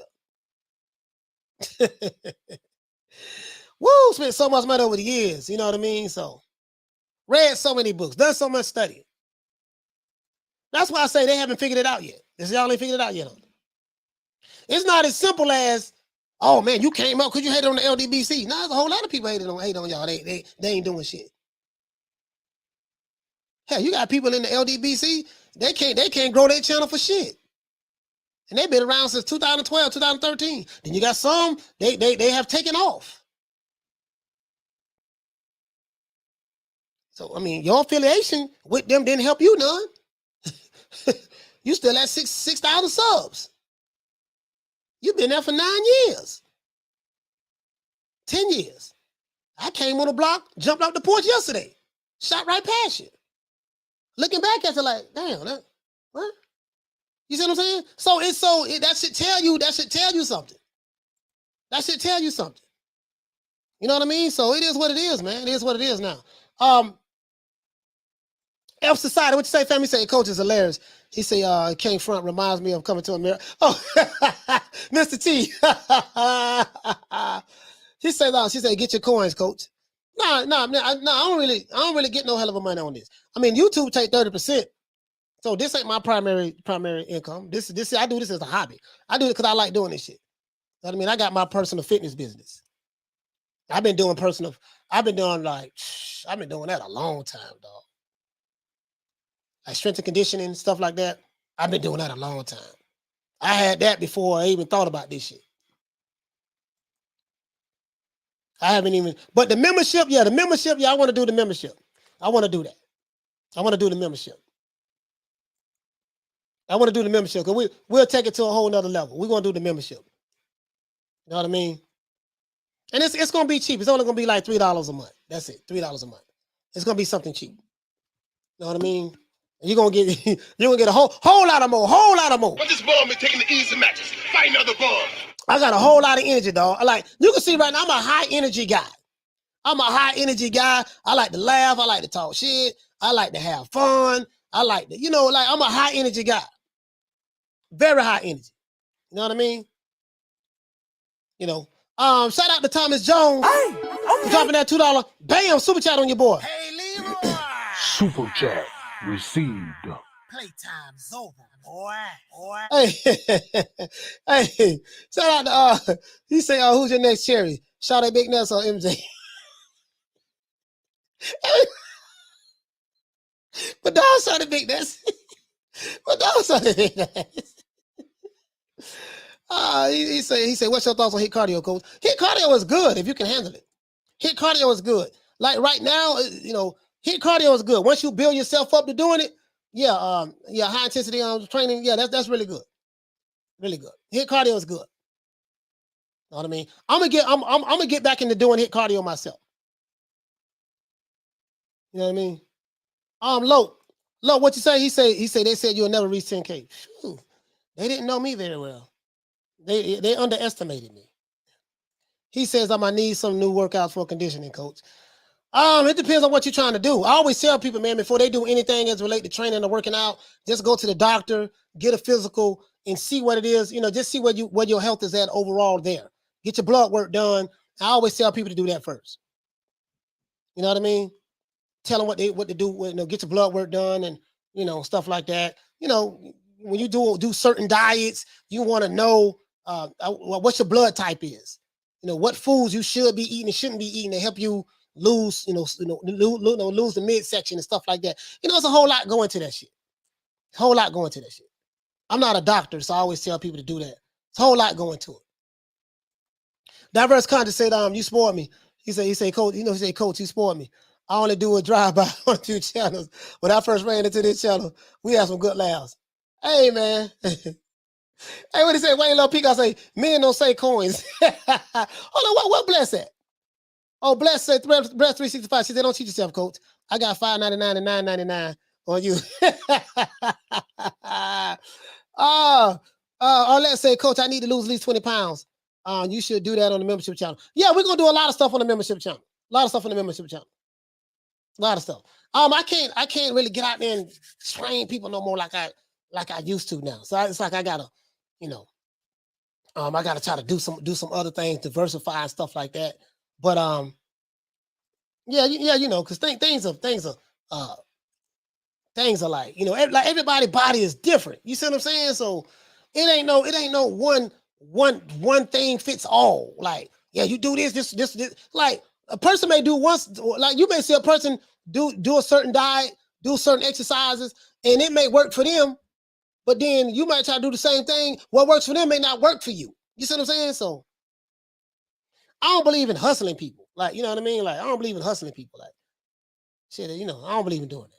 Loke says, he said, we're going to whoop anyone who doesn't pay the membership. He got old dog and K. Old dog and K. Break yourself, fool. Hey, man. Bon Scott says, Coach needs to stop letting two take 30%. That's what they take, bro. When people send super chats, that's what they take. You know, I would prefer the cash out, but that's what they take. To YouTube, well, YouTube, boy. YouTube, you know how it is. Hey, but listen, man, let's give everybody a round of applause, man. I want to go ahead and give everybody a round of applause, man. Really though, man. And we definitely got to do this OJ Ju-Man style, you know? You're begging me not to leave. And I refuse to let you go. Hey, you know, hey, man, I know y'all say he's Coach soft on the ladies. He always getting the wet sister to shout out. I have to, man. We ain't got that many female boxing fans, so when you get them, you gotta appreciate them. Shout out to the Queen Lisa Bells. Shout out to the Queen Misfit. Shout out to the Queen Bless 365. Shout out to the Queen Nick Ridge. Shout out to the Queen Lady Shed. Shout out to the Queen Arlette. Shout out to the Queen Bad Girl TKO. Shout out to the Queen Miss Sexy. Shout out to the Queen Monica Silva. Shout out to the Queen Deborah Booker. Shout out to the Queen Love Green Eyes P. What's going on? Shout out to my brother, man, Smith and West in the building. Shout out to my main man, Loke. What up, Loke? Shout out to ADD. Shout out to Paul Evans. Oh, salute to the Queen, Ava. I almost forgot about Ava. I was going to write Ava name down, man. Hey, man, I don't write Ava name down. I don't want no problems. I want no problems. Shout out to John McSmith. Shout out to the Wolf of Cards. Shout out to Thomas Jones. Shout out to Rolling with the Punches. Shout out to Wayne Love Peacock. Shout out to the one Mr. Ham. Shout out to Bon Scott. Shout out to the Crescent City. Shout out to Anna Lee. Shout out to who else we got in the building? Slim Reaper in the building. Shout out to who else we have, man? Oh, shout out to my brother Boxing Logic United. Shout out to my brother Retro Boxing the Documentary. Shout out to Mark Nash. Shout out to Major Key Boxing. Shout out to Thomas Jones. Shout out to Big was General. Shout out to Deuce Trays. Shout out to Halim in the building. Shout out to Diverse Conscious. Shout out to my main man, Big Ronald Finkley. Shout out to Demithar, What the Lick Reed. Shout out to 1900 Hustler. Shout out to Jeff Lucietta. Shout out to Arnold. What's going on, fam? Shout out to Jaguar. What's going on, bro? Shout out to Slim Reaper in the building. Shout out to the one Mr. Hand once again. Shout out to I Don't Replay. He said, I don't replay back. Shout out to James Brown. Shout out to who else we have in the building? Shout out to Bon Scott. Shout out to Tony Kelly and the boys. Shout out to Big Fish Boxing. Shout out to my detractors. Those who call me cool another time, sell out. Say they hate me because I'm racist towards whites, blacks, Asians, whatever. Tune in tomorrow, 3 o'clock Eastern Standard Time. And I promise you, if I said something today that will piss you off, tomorrow I will say something else that's going to piss you off even more. I can promise you that. Shout out to King Nat. Shout out to Jeff Lucietta. Shout out to Demetra in the building. Shout out to Jake Equality. Shout out to who else we have in the building? Shout out to Egg. What's going on, Egg? Shout out to Pugilism. Shout out to, I don't went to the top enough. Shout out to King Nate. Let's go all the way down to the bottom. Wayne Love Peacock, what's going on, fam? Now let's go down to the bottom now. Let's see where we at. Shout out to, who else we have in the building, man? I think I got everybody in there. Shout out to the Wolf of Cards. Bon Scott. Shout out to Roberta Smith and West. Shout out to Halim in the building from the UK with the AK. Shout out to G Stacks 814. Shout out to Jaguar Thama. Shout out to Knockdown 305. Shout out to KB. Shout out to Teach. Shout out to Jeff Lucietta. Shout out to Hector Garcia. Shout out to who else we have in the building, man? Shout out to Daryl Alexander. What's going on, fam? He said you got a Cash App account. Yes, sir. My Cash App is strolling at the bottom, brother. $ New Media Today USA. $ New Media Today USA. That's my Cash App, Daryl. It's right here at the bottom. When you see my name strolling at the bottom, host Malachi Williams, Cash App, $ New Media Today USA. That's it right there. Shout out to Uncle Phil. Shout out to who else we have? Frankie Moto. Shout out to, and I like to give all the shout outs. Let me tell you why I give everybody shout outs. If you took the time out of your busy day, it's a whole lot of things, and a lot of channels, a lot of your YouTube channels, you should be doing this. Always recognize people who take their time out of their day to watch you. Because they can be doing anything else in the world, but they choose to take their time out to watch you when you go live. So at least you can pay them the respect to just give them a shout out. You ain't gotta listen to me though. I'm just a marketer who know what the fuck I'm doing, but you ain't gotta listen to me. But that's why I do that. So my tradition is I like to give everybody a shout out when we start the show, before we start the show, and I like to recognize everybody when we end the show. Shout out to Rod Rib Shows. Shout out to KB. Shout out to Grimlock 313. Shout out to Miguel Charco. Shout out to Tupac 13. Shout out to G Code. Shout out to Devon Renee. What's going on, fam? Shout out to Graham Taylor. Shout out to Hulk from Maryland. What's going on, brother? I think I got everybody. Shout out to LaRon. Shout out to Anthony Evelyn. Shout out to seeing some of the same. Oh, shout out to my brother Ron Boy Fresh. He was here. What's up, Slim? That's a DC thing. Shout out to the Queen Deborah Booker. I gave you a shout out, Deborah. I gave you a shout out already. Let's see. Shout out to, I think that's it. Thank you, everybody. Shout out to Miguel. I got Miguel already. Other than that, that's it. It's that boy Coach Malachi Williams. Shout out to DC Nardo. Shout out to Mauricio. What's going on, Mauricio? Rolling with the punches. What's going on? If you're new to the channel, please subscribe to the like button, man. G Code say he a new subscriber. Shout out to G Code, man.